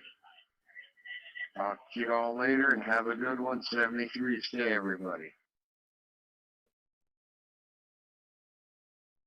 Thanks, Rob. Thank you. I'll be on the air a little bit later, so please stay late. Don't go to bed with the chickens. You know, it's Friday night. Stay up a little bit. Mike D, are you still here? Mike D, let me hear you. Over.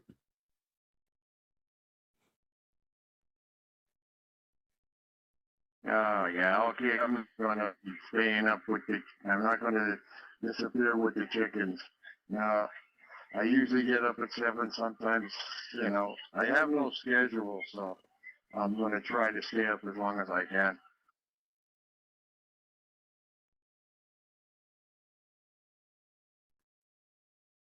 All right. Okay. Yeah. Stay as much as you can, as long as you can. Is Mike D here? Mike, you were number 25, 923. Mike D, come on back.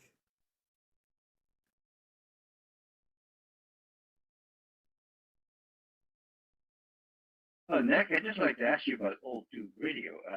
What time do you guys go on? Yeah, great question. The Old Tube Radio Network is live every Sunday, okay? Every Sunday at 11. They're in California, so I believe there is a time difference, but they go live at 11 o'clock, if I'm not mistaken.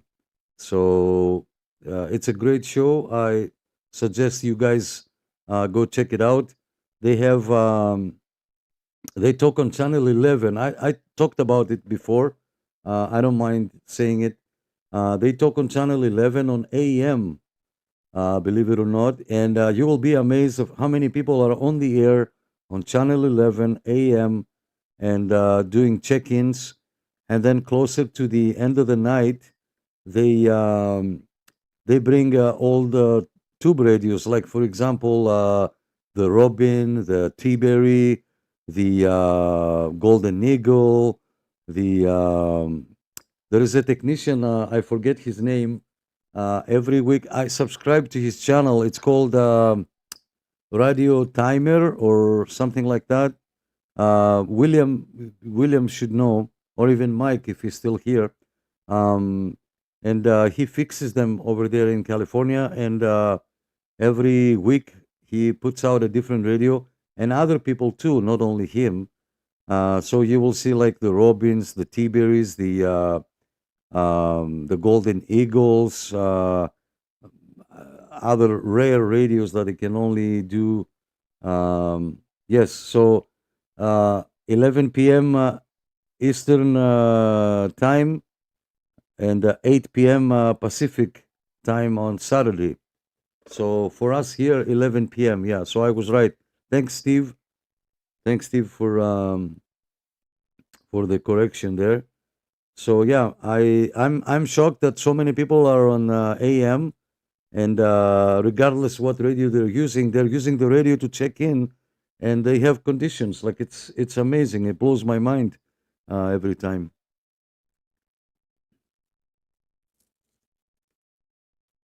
Hey Nick, Mike D here. Sorry for the late comeback. I was on the band there on 27155, listening to the Aurelia boys. Over.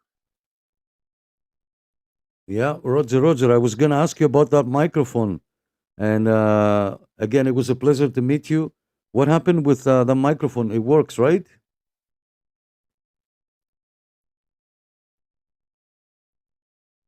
Yeah, it's working.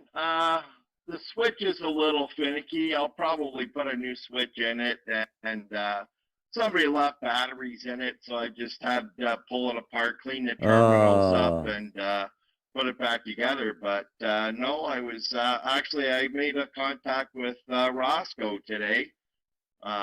We were talking down on I think it was 135 we were talking on. Okay. Yeah, I don't know.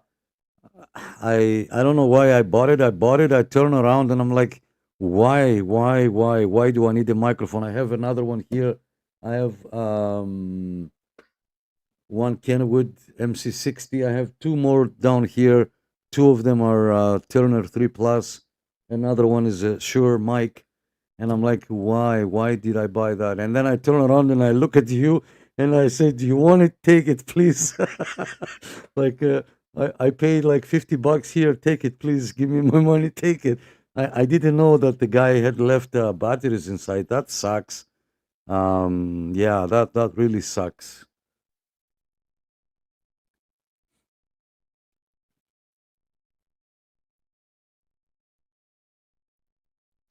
Yeah, I picked up a Delta M2 to run with the with my medicine down here, and I picked up an Iowa AIWA to hook up with the to run with the push to talk and the Bluetooth and all of that for a hands-free microphone. Nice. And hopefully I'm going to get it all hooked up real soon. I found me some 213 that's on clearance at one of the local marinas. And so I have to go down there and pick up some 213, but they had some down there on clearance. And so I'm hoping I can get me a good deal on some 213 if I can get them to put the ends on for me. Oh yeah, that sounds good. No, and I'm very happy with it though, Nick. I mean, the batteries weren't still in it, but you could tell they were quite corroded. So I just cleaned it up and threw a fresh set of batteries at it. And you have to play with the switch a little bit, but that's not it's an older mic. You got to expect to have to do a few little things. But you know what? It plugs right straight in to the Kenwood, and it is a Kenwood, so I was very happy to get it. Yeah. You can use some contact cleaner as well. Maybe if it's sitting for a long time and it collects dust and whatnot, some contact cleaner also helps. Yeah, good.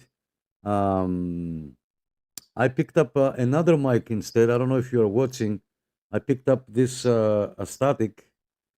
This is the third Astatic that I have. This is the one with a slider here for the volume, and on the other side, it has another slider for the tone control. I sent two microphones like this back home, and now this is my third one. I'm keeping this for myself. I hooked that up to the Ranger RCI up there, the 2970DX. It sounds fantastic. And then I got this Johnson microphone here, the bass, which I hooked up. I hooked up on this big boy here, the 101, and that sounds amazing too. So I'm happy. I have the MC60. Yeah, honestly, I don't need another mic. Yeah, and you're the first one I saw as soon as I walked away from that table. So, I guess you were the lucky one.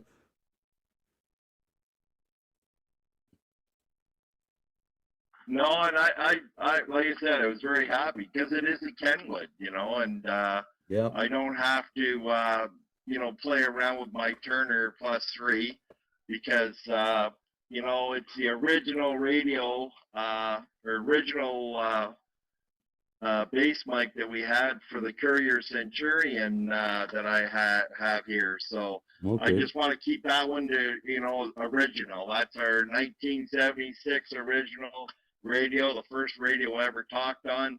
So I don't want to change anything with that. But it's nice having the Kenwood, and it's got the up and down and the mic lock and everything. And yeah, the switch is a little sloppy, but I play with it and it turns on, and I'm happy with that. And like I said, someday I'll just put a new slide on it, new switch on it. It's no big deal.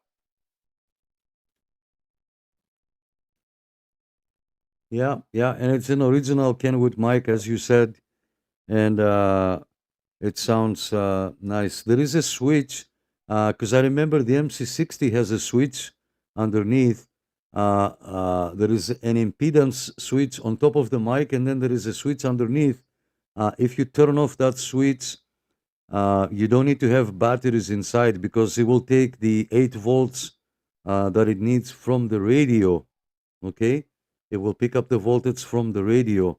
And since this is an original mic and the connector is original, I mean the wiring is original, right?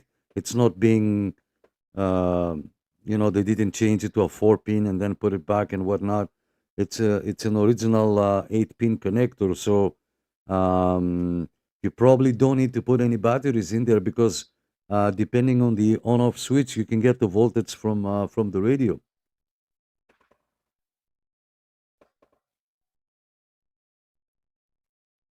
Okay, roger that. Well, I'll try that sometime when I'm making a contact and turn it off and see how it goes.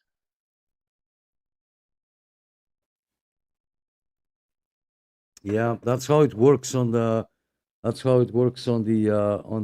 Kenwood. Steve says, "Good evening, Steve. What's going on? Are you staying or are you leaving?" Oh, Z said good night. Z, sorry, I didn't see you there. I was busy talking. And Michael, oh my God, I missed this comment.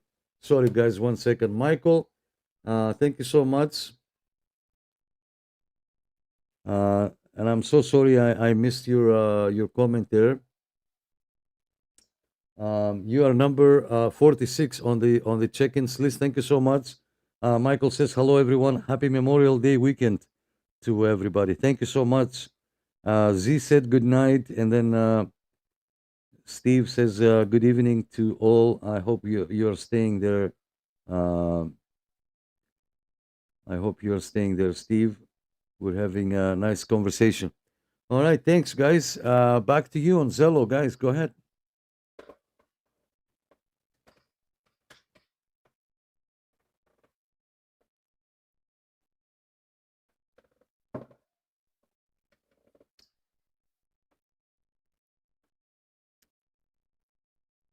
Tough crowd tonight.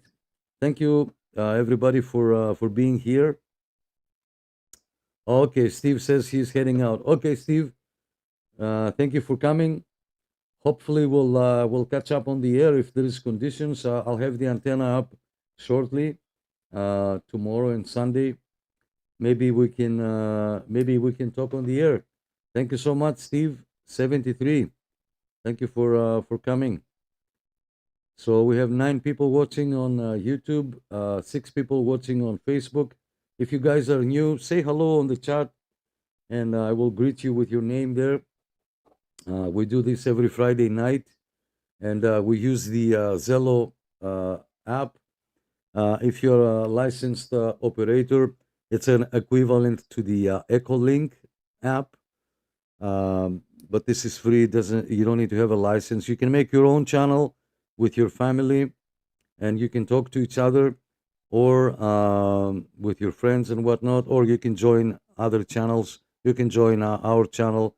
There is always people to talk to on our Zello channel. It's just that on Friday nights, I stream it live here on YouTube and Facebook.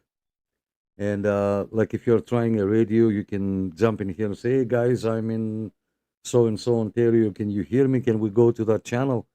Or if you have a technical question and somebody's around, you might be able to get an answer. So yeah, and I saw somewhere that we have 20 people on Zello. So go ahead, guys, say hello. All we ask is first name and location. Go ahead.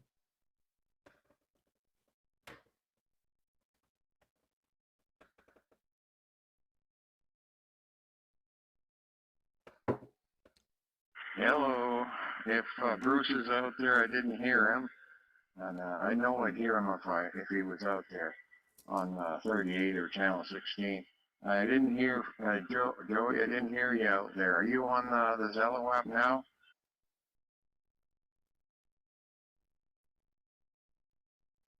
Thanks, Rick. I don't think Joy is on Zello. He was here earlier. He said hello. I don't know if he's still around. Bruce is not gonna come on channel 16. He likes channel 38 there. It's so much better for the way his system works. He will stay on 38. So keep trying on 38. Maybe a local can pick you up there. Maybe when I hook up the antenna, maybe I can pick you up. Who knows, right?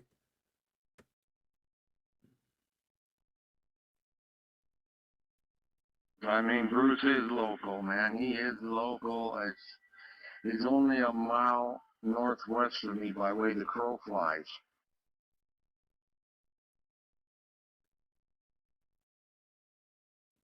Here's a question. Is there anybody on the air at night in the Pickering area? Is there a particular night through the week that people are on the air? Is there any chats going on down there?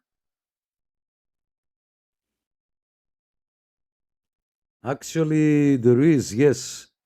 There is people in the area, and the only one I can get with my window antenna. So to give you an idea, I was in the south side of the building, and I can get Stouffville and Oshawa. His name is Josh 270. He's always there at night. But now I moved my antenna facing west, and I lost Stouffville very low. Stouffville is very low, and I don't know what happens with the Oshawa side. But yeah, there is always a couple of people there on that side almost every other night.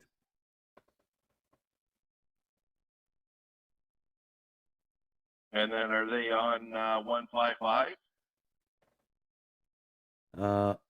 Negative. They're on 38. They're on 38 religiously. You know, like the channel selector, they put glue on the channel selector and it stays on 38. They refuse to go even on 37. Just one click. So it stays on 37 24/7. That's a lie. It's not a lie. Come on. No, it's not.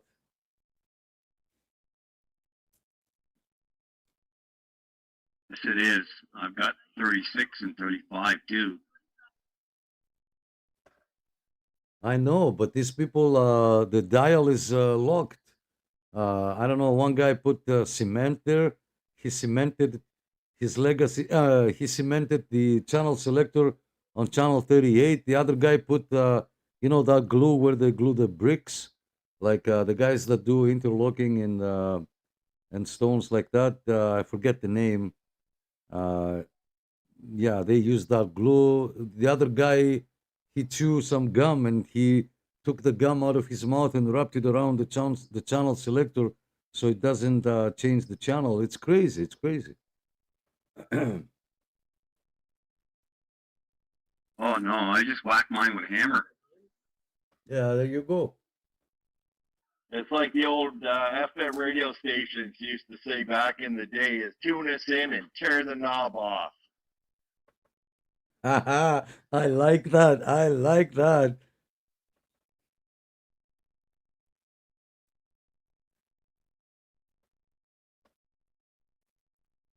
Can't remember if that was Q107 or not, but it very well could have been. 9 Alpha Tango 962 checking in.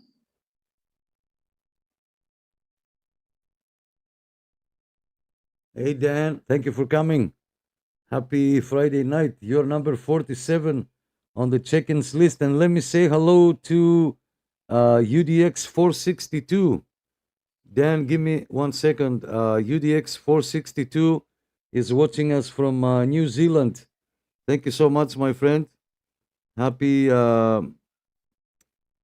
Saturday, because we're ahead of time.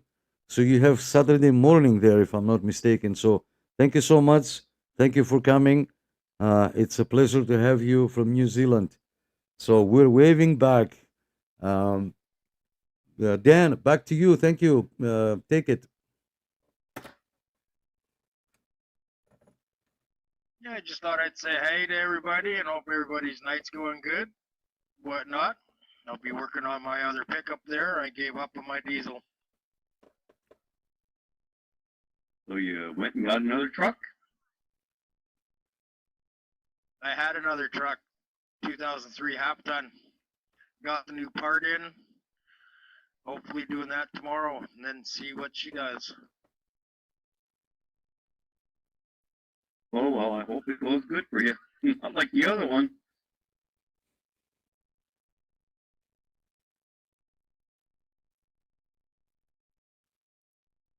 Dan, are they both diesels?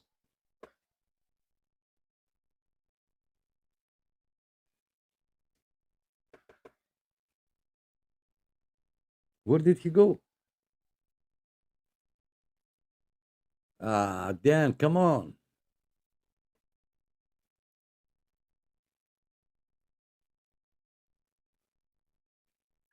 I think we're losing them. No, I think the one that's a 5. Him and I were talking one night. It's a 5.3 gas, or the Chevy is, if I remember correctly. I'm still here, guys. Don't worry. I'm not gone anywhere. But I'm just standing by, trying to get an education.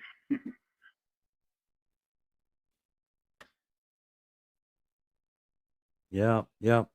You know what I like there? I like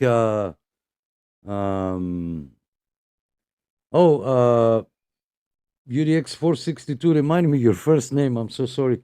It's 3 p.m. Saturday. Wow, I thought it was Sunday morning, but it's 3 p.m. Saturday in New Zealand. Well, thanks again.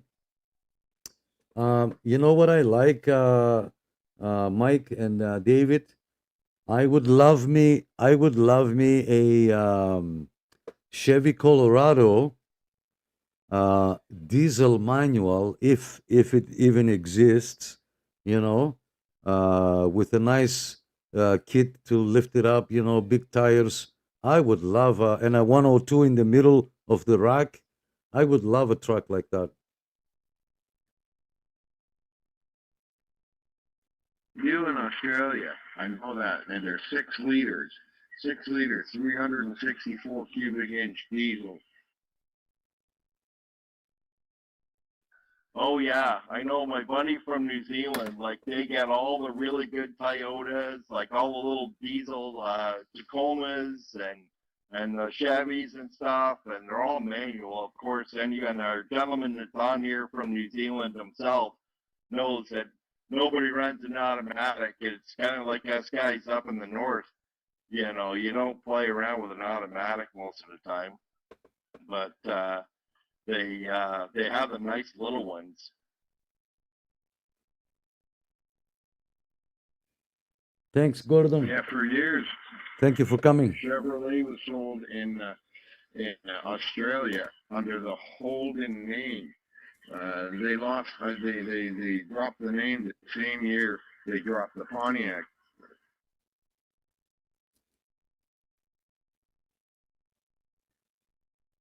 Yeah, but they're not. American trucks are not popular in Australia and New Zealand in that area. You will see Mitsubishi 4x4 diesel. Oh, amazing! I watch Gordon. You probably know this show on YouTube. It's 24/7 4x4. Those guys. The guy with the white hair and the white beard. he drives a Mitsubishi. They gave him a Mitsubishi. That truck is amazing. We don't have these trucks here. It's a diesel. I used to watch them a lot, 24/7, 4x4. And then the other guy, I forget his name, he's in love with the Toyotas. He has the Dirty 30, the 60, the 70, the 80. He has all the models. And I like those guys. I used to watch them a lot. Manual, diesel, nothing else, guys. Nothing else.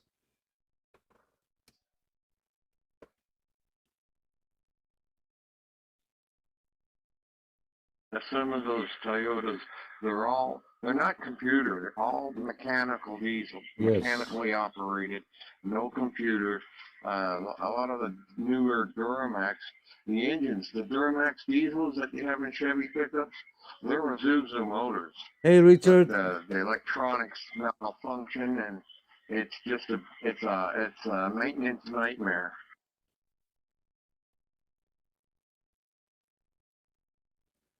Richard, I apologize for the audio. I'm a little bit too far from the camera.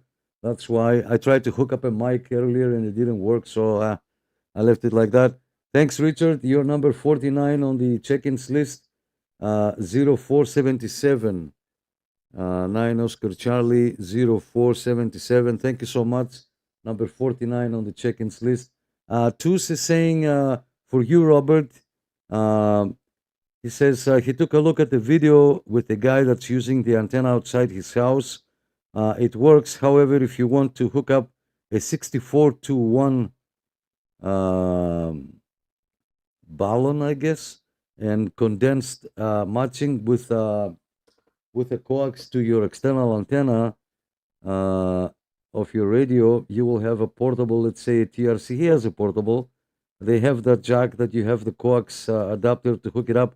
Probably a BNC to SO239, like this one. BNC to SO239, like this one. See, I got one here. So, and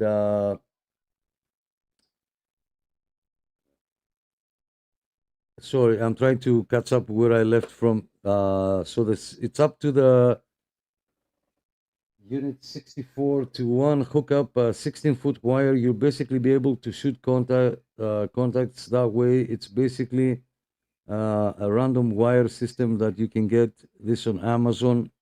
You can get a phone cable wire that's going to be your antenna. You need about 16 feet. Yeah. So I told him to make a dipole because I made a dipole like this. Very super simple. You split the coax in half. Okay. So the positive goes to one speaker wire, I don't know, 14 gauge, 8.5 feet, and then the other, the negative, you twist it with a little tape. Very simple. The other one is 8.5, and then you can play. Like I tried using them horizontally, and it worked just fine. I used it on a V configuration, and then to adjust the SWR. You adjust the V, the angle of the V, and you don't need a balun 64-to-1, nothing. You just go straight out. I did that, and I spoke to Slovenia, and I was out here at the CNE grounds where it's a little bit open next to the lakeshore there. Very nice. So, he says dipoles don't work.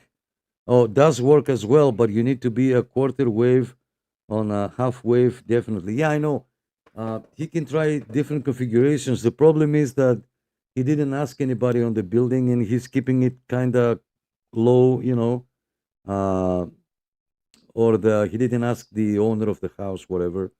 So let him get in there. He's getting right now as he is. He has 1.4 SWR on channel 1 and 1.7 on channel 40. Which is not bad. It's actually pretty good. So let him get on the air, start talking, see how far this antenna can go, and then if he, because he spent so much time experimenting, because somebody told him try that antenna, so he was looking to buy that antenna or to make something similar. Then I show up, I tell him, oh, just make it like that, quick and easy. you put it up, when it gets dark, and before you go to bed, just pull the wire down, throw it inside, close your door, and done. Um, so I think he's a little bit confused on which antenna, what antenna, and this and that. Just get an antenna, get it going, and he's not very close to the lake. No, he's not close to the lake. He's in the Danforth Village. Sorry, Rob, I'm talking on your behalf because Tus here is commenting. Yeah, he's on the Danforth Village. So okay, back to you. Enough with me talking. I want to give it another chance. You know what I mean? I gotta give or take. And there's no harm done. I mean, if I have to take it down, it's easy to take down. But I'm gonna leave it up for a while. Leave it up tonight. See what's going on. What's what. Right now, I get nothing. I'm not getting anything because maybe the conditions are not there. But if I know if Bruce was out there on 38, I would hear him loud and clear. Well, not only Bruce, we have 158. We have 158. All my devices are in use. I have no way of, you know what? I have a way. I'm going to tell,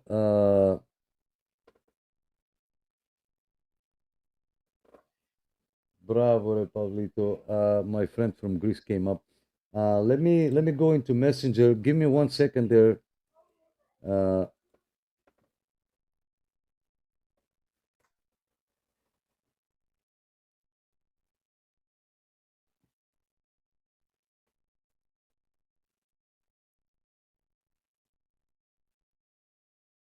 I'm sending a message to Bill. You will hear Bill no matter what. Give me a second.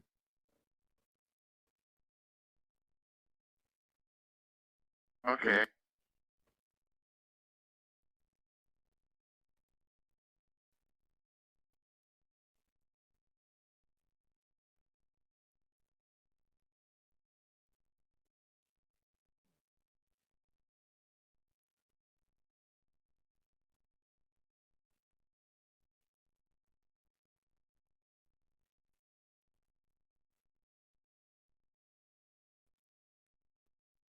Sorry, guys, I'm typing here. Let's see if, yeah, so I send the message. Make sure you're on lower side. I send the message. This guy is pushing a few kilowatts, so there is no way that you cannot hear this gentleman here. Just checking all the comments. I don't want to miss anybody. Yeah, so anybody else, guys? The floor is yours. Go ahead. If you want to say hello, if you have a question, concern, go ahead.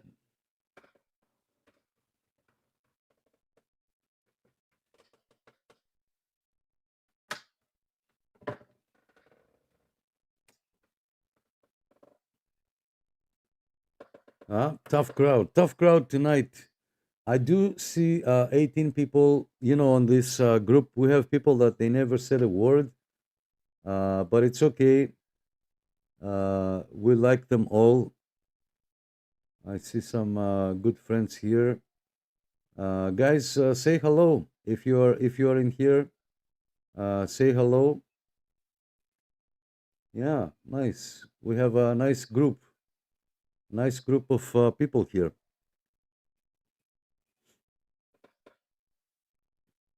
Hello. Hello. Hello.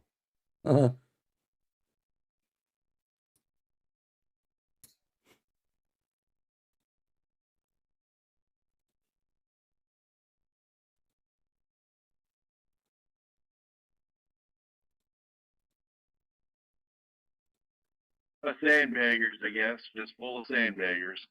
Yeah, that's what they do. That's what they do every. Yep. Sandbaggers around. Yeah. But sometimes, I get to, I don't want to tie up the channel either. So you're darned if you do and you're damned if you don't. Sit there talking, have a conversation, and all of a sudden you're tying a whole channel up for everybody else. Sandbagger, guilty as charged. Oh, that was loud. in the day, yeah. Oh, a friend, he pulled a neat trick on me, and he had his CB radio mic hooked in his seat, keyed up, and I wasn't aware of it. And the next night I was told, hey man, you were carping on Channel 10 all day long and not letting anyone else use the channel. And you and Steve, I said to myself, well, we were with so-and-so, and I'm going, hey, was it a single carrier? Yeah, both of on the same carrier. Okay, I know what happened. No, you don't. You have every right to be angry there, Pat. I know what happened.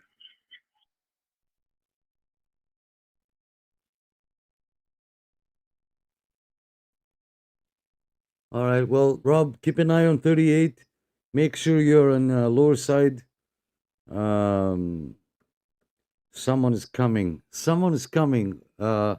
Wayne, what are you up to there? What are you doing, my friend?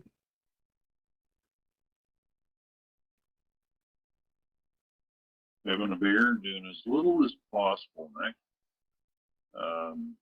And yeah, addicted to Facebook real sure.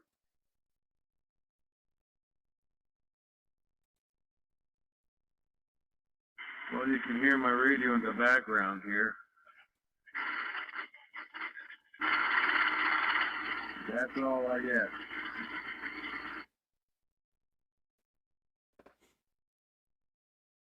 Well, it sounds like a 3-cylinder water pump.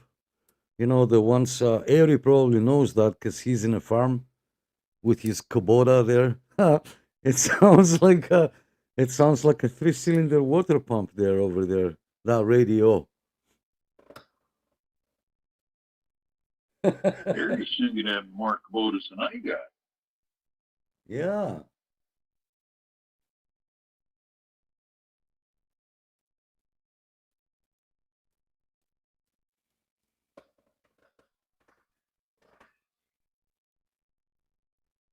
Where is Ari? Ari, are you still here with us? Over.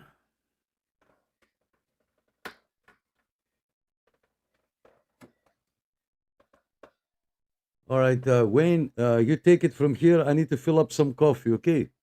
So you take it from here. It's all yours. Thank you. Well, I don't know what that's high praise. I don't know whether I'm capable of living up to that, Nick. Yeah, I'll just see whether anybody's got any comments on how many Kubotas we got collected. How's that sound?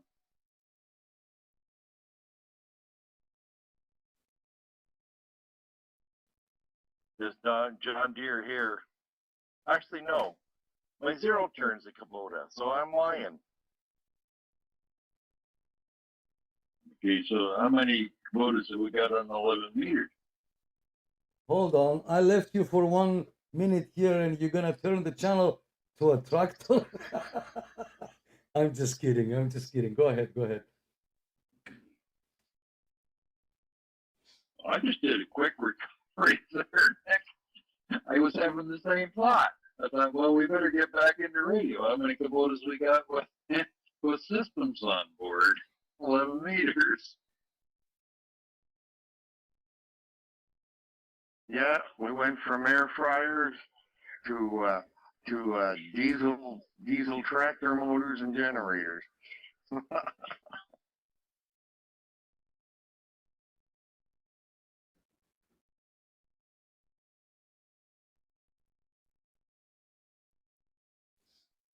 Yeah, I'd lose count if I started counting generators and tractors.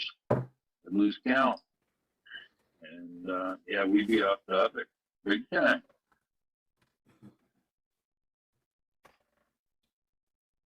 Well, the only 3 radios I got are the GMRS FRS, and I got 3 walkie-talkies, 2 TRC 209s and a 221, and of course the 230, the 265. And they got me a little hand crank emergency AM/FM weather band, which I don't listen to anymore because we don't have that here in Canada.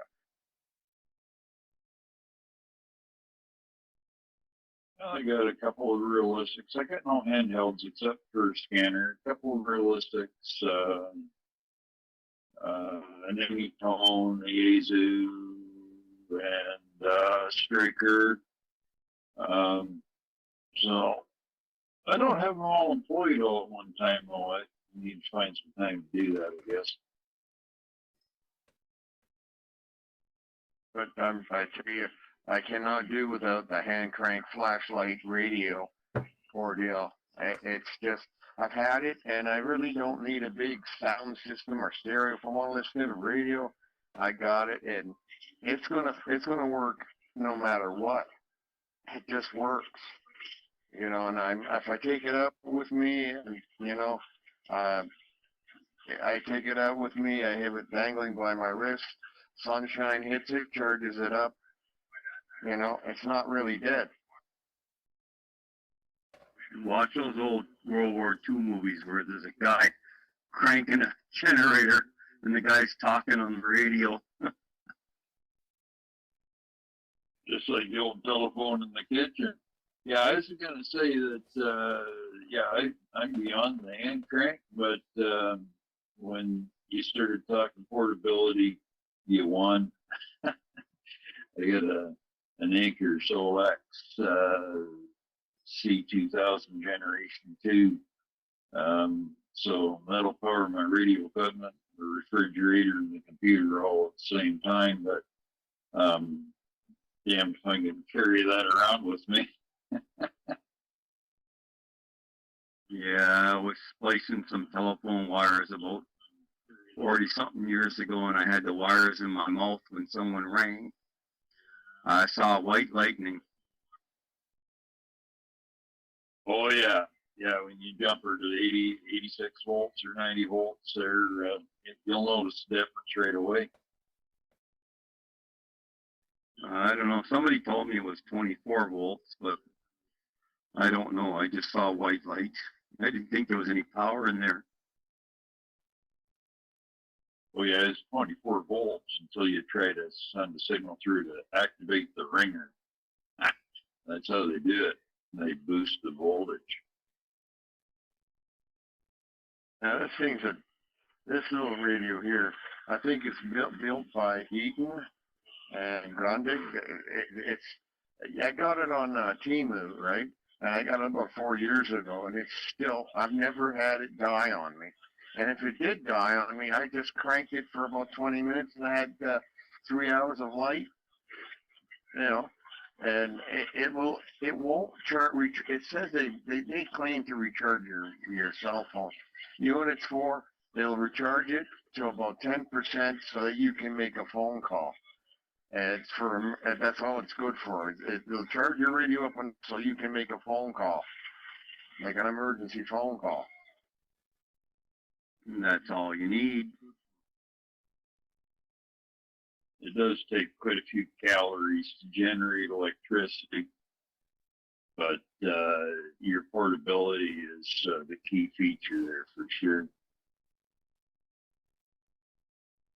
Only thing wrong with this radio, it doesn't have a headphone jack. That's what I don't get.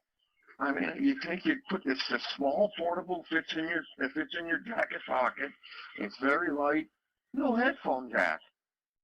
So I mean, like you know, it's kind of something you want to listen to the radio while you're riding the bus. You can do that, but no, not this one. No, they don't have it. But it's there. You know, like I guess I can't complain it because it's picks up. It's got a good FM tuner in it, and you know, it's a radio that you can take anywhere you want. And if it's out and about, if you think about it, you just leave it in the windowsill, right? And you forget about it. And when the power goes out, you got a very powerful flashlight, and it is a very powerful flashlight, by the way. It lights up the whole room. I think you're right. The headphone jack would be a nice feature. The earliest transistor radios always had a 1/8" port for headphones or earpiece.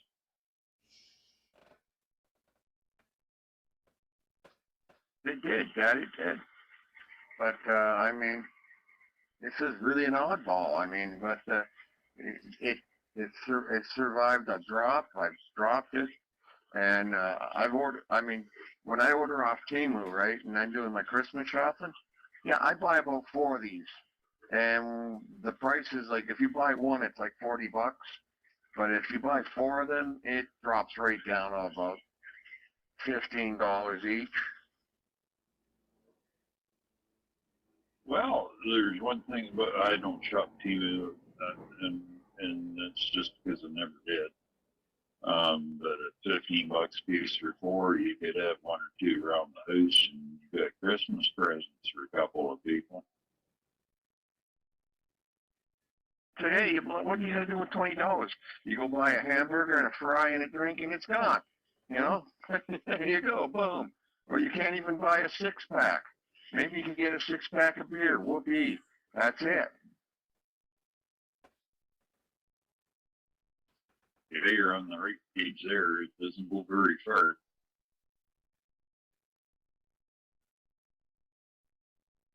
I mean, I got this little radio here, and it's all the radio I need, you know, just perfect. You know, if I want to listen to the ball game, or if I want to listen to Q107, or want to, like, that's Toronto station up here, and, you know, hey, I can. But I really appreciated it when Canada, Environment Canada had the weather radio channels going. That came in handy. I mean, you hear an alert, that means sure you're headed for trouble in your area.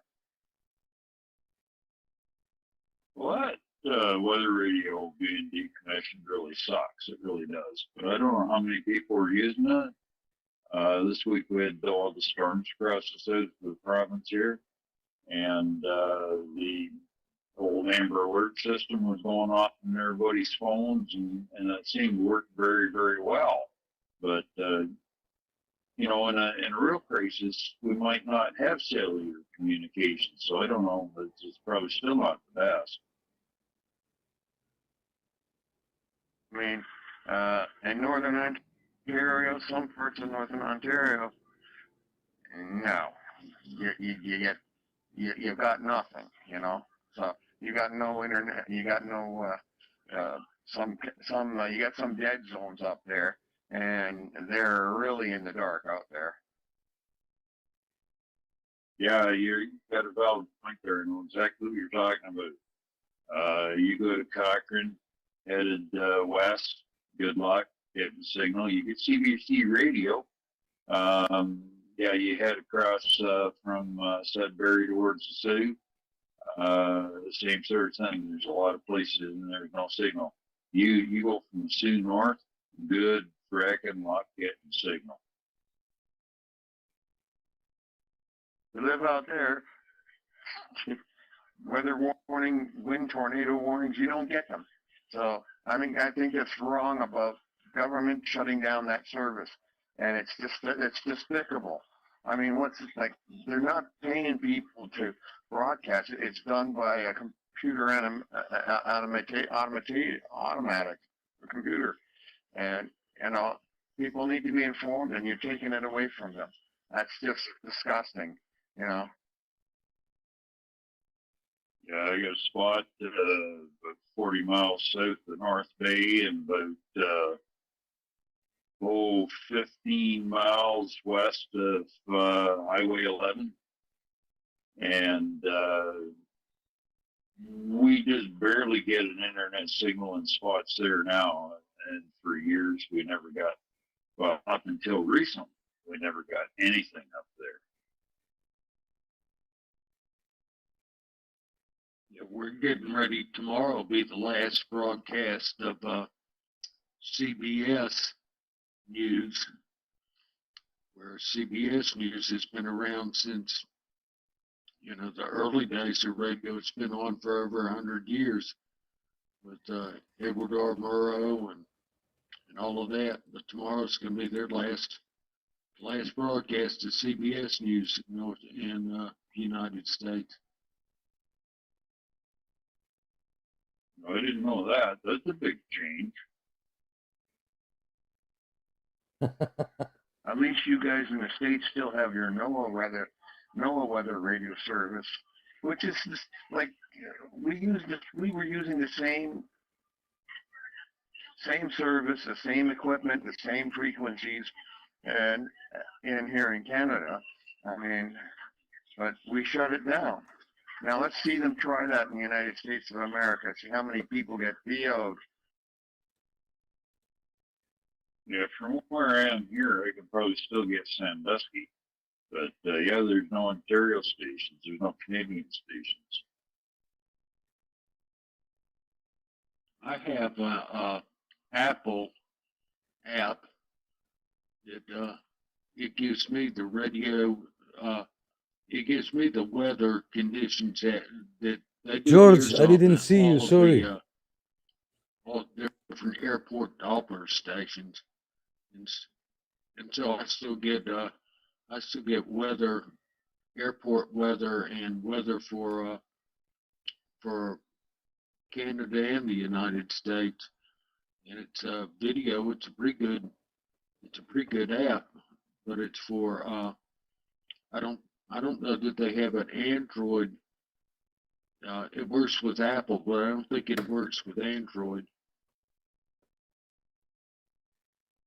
Yeah, and that's part of the problem too. Even if it worked with Android very well, if you're where you can't get a cellular signal Number or 50, Wi-Fi, George. you're pooched. Number 50. Sorry, I didn't see you there. Sorry, guys. Sorry to interrupt. Richard also says it was wrong to get rid of the Weather Channel. I know many people complained. Let me say hello to George 105. I totally missed your comments. My apologies.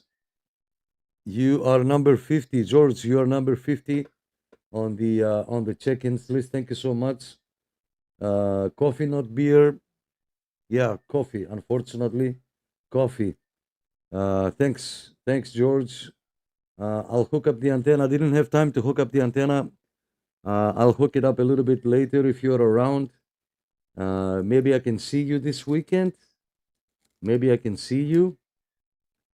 Who knows, right? But yeah, thanks again. Thank you for choosing us for your Friday night entertainment. I forgot to say this earlier. So yeah, thanks, guys.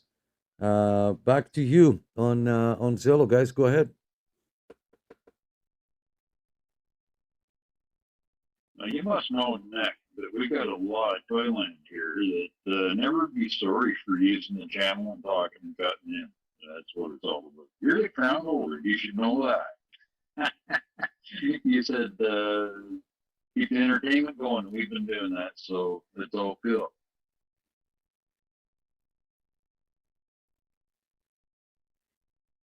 Yeah. And Rick says Kubota tractors can still have CB and ham radios on them. Of course, absolutely. That comment was from before. I don't know where I was looking. I missed George and I missed Rick's comments.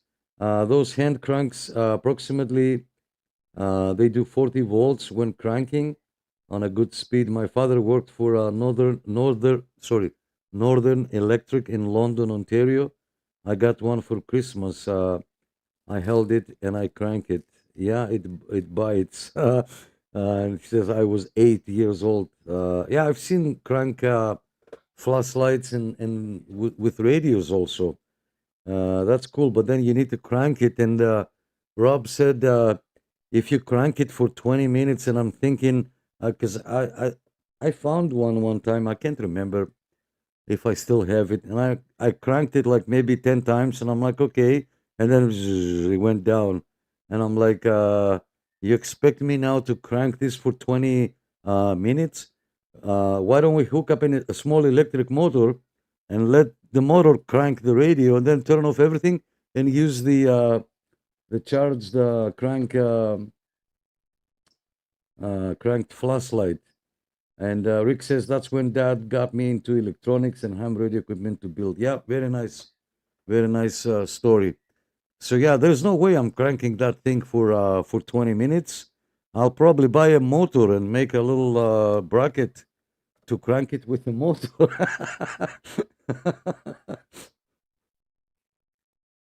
Well, Nick, these portable power stations now have come a long way. They are awesome. Lawbreakers. Breaking the law. Hey, Chris, happy birthday. I think I saw you have a birthday there on, I think the notification came on Facebook.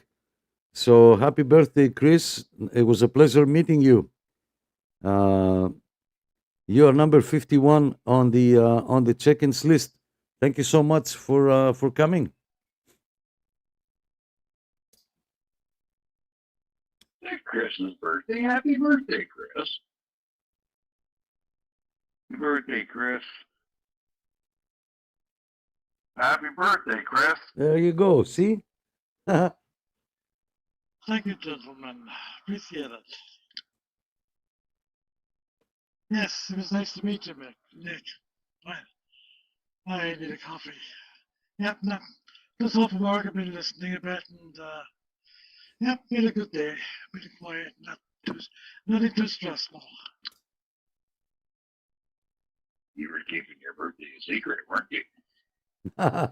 You're not friends on Facebook? Trying to. Get old. You're not friends on Facebook? Come on. I think we all play that game.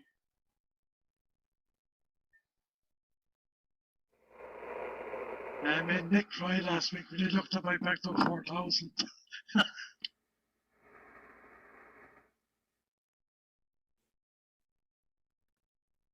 Yeah, good stuff. You have a nice setup there, Chris. You have a really nice setup. Again, I wish I had the space. Yeah, but anyway, knock on wood, knock on wood. I'm good with what I have. I'm good with what I can use here, and this is what we have, and this is what we're gonna cope with. Okay, this is what we're gonna cope with, and so far we're doing really, really good. Just checking here. I don't want to miss anybody's comments because I don't feel good after. People are gonna think that we ignore them or I ignore them. Yeah, so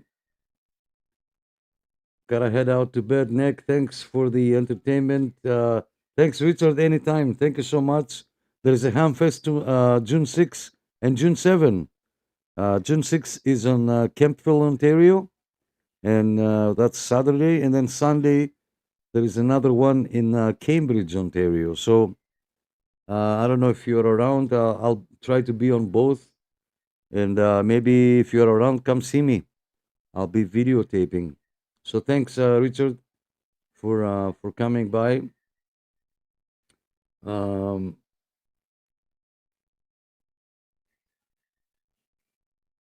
Yeah. Oh, Rick saying something funny. His two daughters are getting lazy, constantly watching TV.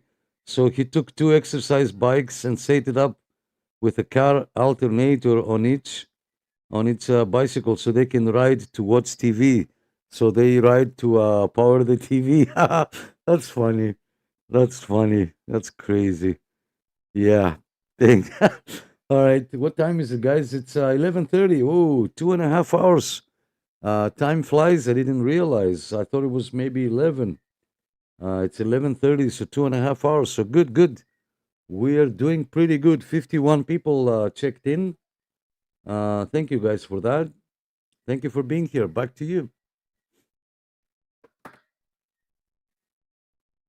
Does anybody remember the little generators you flipped in against your bicycle tire just to keep the little wee tiny light bulb lit? Yes. I don't know. You can have enough horsepower in you to power a CB radio.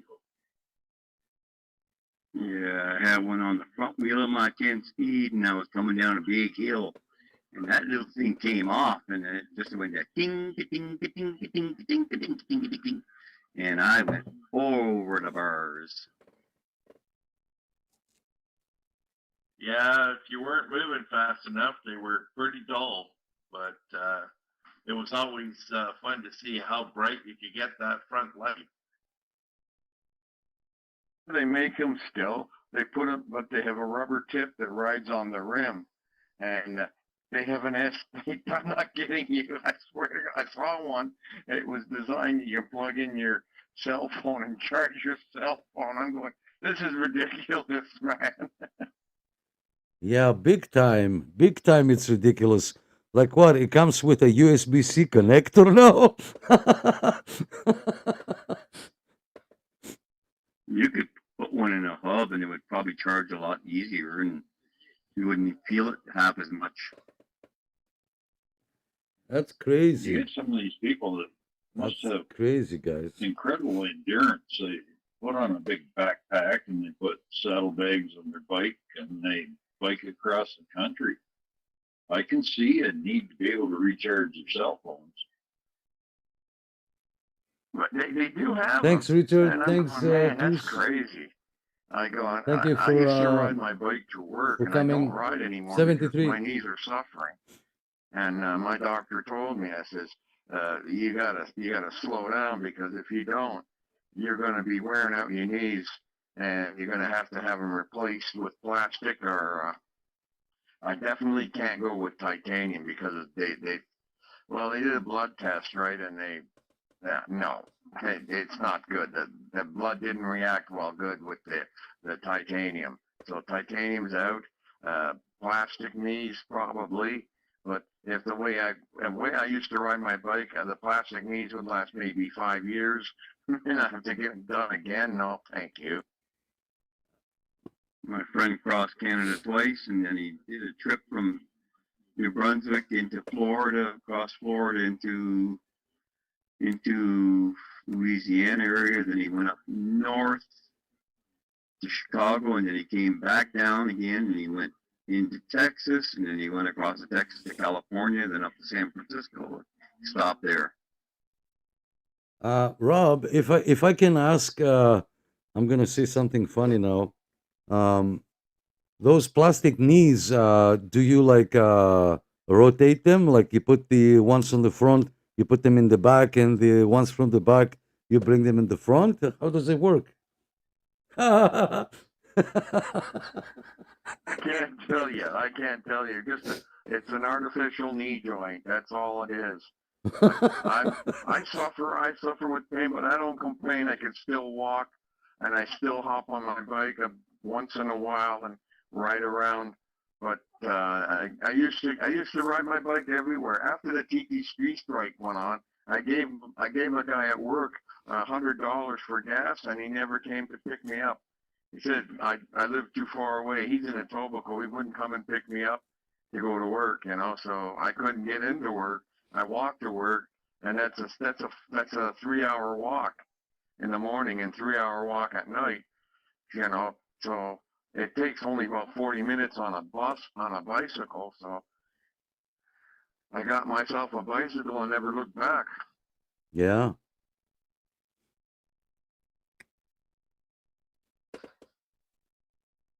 I didn't know that people couldn't take titanium. I thought that was the answer, the big answer to all these implants. That's a beautiful Kenwood, by the way. That's a beautiful Kenwood. Oh, Some people can, some people can't. I mean, Sid Rudy had a 17-inch piece of titanium in his leg. And you know who Sid Rudy is, eh? Psycho Sid, the pro wrestler. Now that I'm not going to get too far into, but previous to his injury, my brother had the largest piece of titanium, and it didn't. I don't know. Maybe they rotate them, right? I mean, it's when his bone set, you had to take it out because they took it out on time. But some people, I got more. It reacts to it. It's not good. It's metal. It causes metal poisoning, and that'll kill you. Rob, let me interrupt. Tony, stay. Don't go anywhere. I'll hook up the antenna because we're already 2.5 hours. We will say goodnight at some point, and stay. Don't go anywhere. We'll stay late because we got Rob 5322. He's in the Danforth Village, so we're gonna try to make a contact. He put up an antenna on the tree in front of his place. see if he can get out. Rob, I was gonna ask you, do they give you like a warranty? Like how many kilometers can you go on? And then like how does it work? Do they replace them for free? I'm sorry, it might sound like a sarcastic joke here, but I don't know. Do they do that? Do they do that? But I think it's 50 mile. It's a 500,000 mile. You can put 1,000,000 miles on those knees, and then after that, you're out of luck. They build them like a Ford 300 straight six. So Rob, is it basically like a bearing service that replaces the original on the cap of the bone? No, wait, Wayne, wait 1 second. Like, do they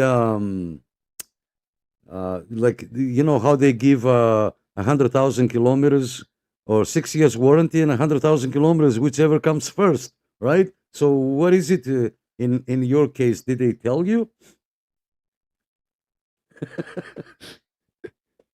Oh, they didn't give me a lifetime warranty. They said we're gonna give you 15 years. I'm 61 years old now. I'm 75 years old and still walking. I won. Yeah, that's funny. And please don't take it personal. We're just trying to make you laugh and you know have some fun at the same time. Please don't take it personal, okay? Personally. Yeah, and I hope you're still walking at 85. Hey, I take it with a grain of salt. We are out here to have fun, and not just talk about radios, but just have it to share a laugh. And no, I never take nothing personal. And as a matter of fact, there, Nick, most of my friends rub me that way because if they didn't, then they wouldn't be my friends. Like back in the day, I had a bad case of acne. My face looked like a piece. My face looked like a piece of. They used to call me pizza puss. And the auto body shop used to call me good sandpaper face. Oh man.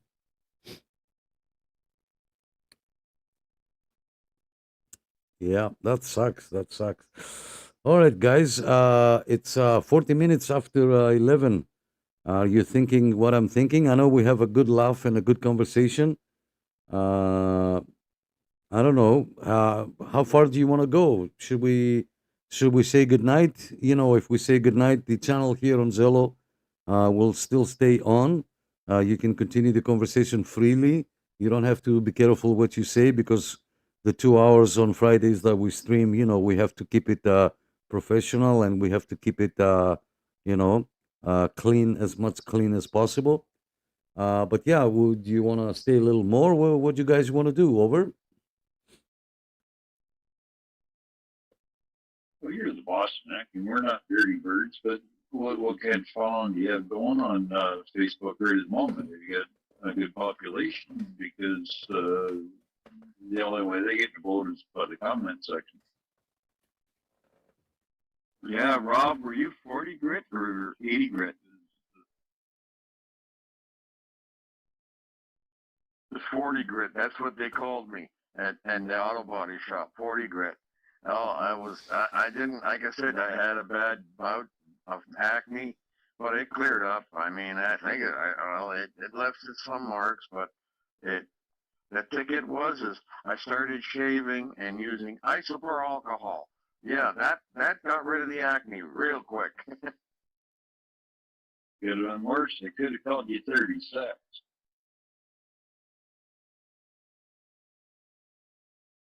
Called another guy named Chris 36.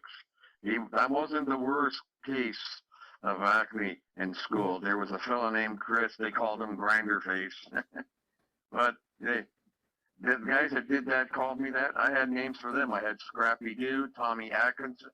His name was Atkinson, but we called him Tommy Accident because he was accident prone, man. This kid was like holy mackerel. And the stories he had, oh my God. And then there was a guy with big front teeth. We used to call him Beaver, you know, Bucky. Bucky the Beaver. Man can, if you push him over, he'd land on his feet before he hit his face against the ground. That's funny. Well, nobody wants to scrap with a big guy with his nickname of 40 grit.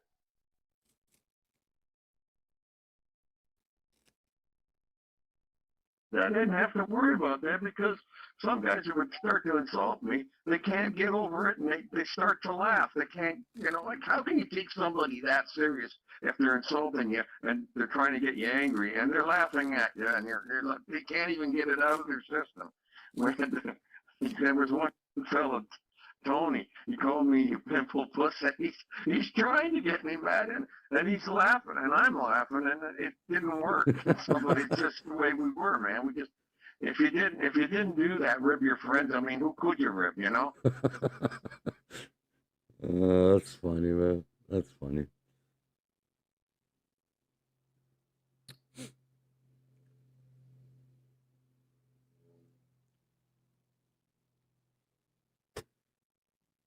All right, and on that note, I think we're gonna say goodnight. It's almost 11:45. I want to say a big, huge thank you guys for all of you being here. We reached 51 people tonight. Thank you so much for all from all the three platforms like the Zello, Facebook, and YouTube. I want to say thank you so much. Let's go for another round. One more last call. See who's left, and then we're gonna say goodnight. Over. Well, thank you, Nick, for providing the platform and hosting it. And everything you do to make it a success. 7-3 to everybody that's losing the feed and signing off. Yeah, you have a good night, and thanks for all the hard work you put in, and good night, Nick boy. Good night there, and 73s to everybody. But just to let you know, I'm leaving my radio on 38. So if I hear you in there, I will try for you. I can't guarantee, no guarantees, but hey, it doesn't hurt to try. That's what I say. If you don't try, then you don't. Then you've lost. Keep on trying. And I'm slow I'm slow but surely, and surely but slow. Good night, everybody. All right. Well, that point's proven, Rob. There was one night that heard faint signal coming in, and Dan, he kept encouraging me to give it a try, and I contacted South Africa to that faint signal that I wouldn't have normally tried. So, yep, you're right. Oh, and Mike sent a link on Amazon, from Amazon. He sent a picture of that little generator for the tire with a headlight and a tail light. They sell it for $41 plus tax. That's crazy. They still have that thing. Well, if they put nice little LEDs in there now, you could probably at least generate enough light to see well with. Those old ones took a lot of energy to make them work. I felt that was my experience. Yeah, same here, and yeah, you notice that, Nick.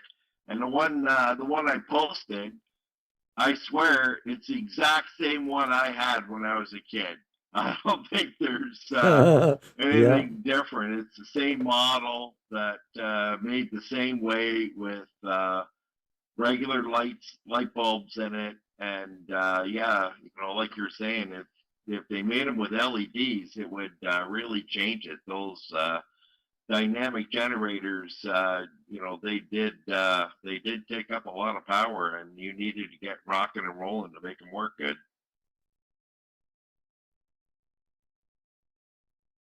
Yeah, exactly. The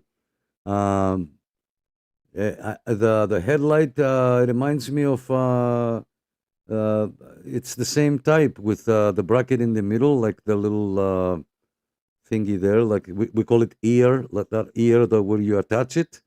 It's exactly the same, and the tail light, the rounded one that looks from. Let me bring it that up again. 1 second. Not here, here. So that tail light, I don't know if you guys can see it.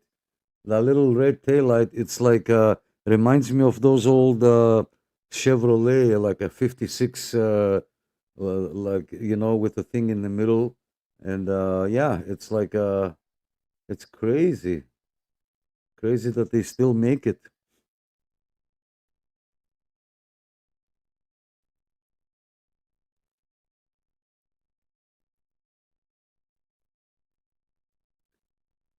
Anyway, thanks guys. Thank you all for being here. I'm gonna say 73. Enjoy your weekend, and I hope you have a good week coming up. And yeah, I will see you guys on the next one. 73.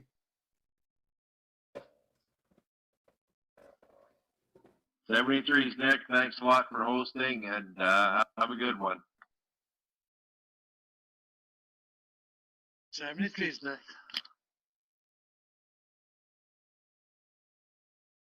73 Nick. Thanks again. 73 is Nick. 181.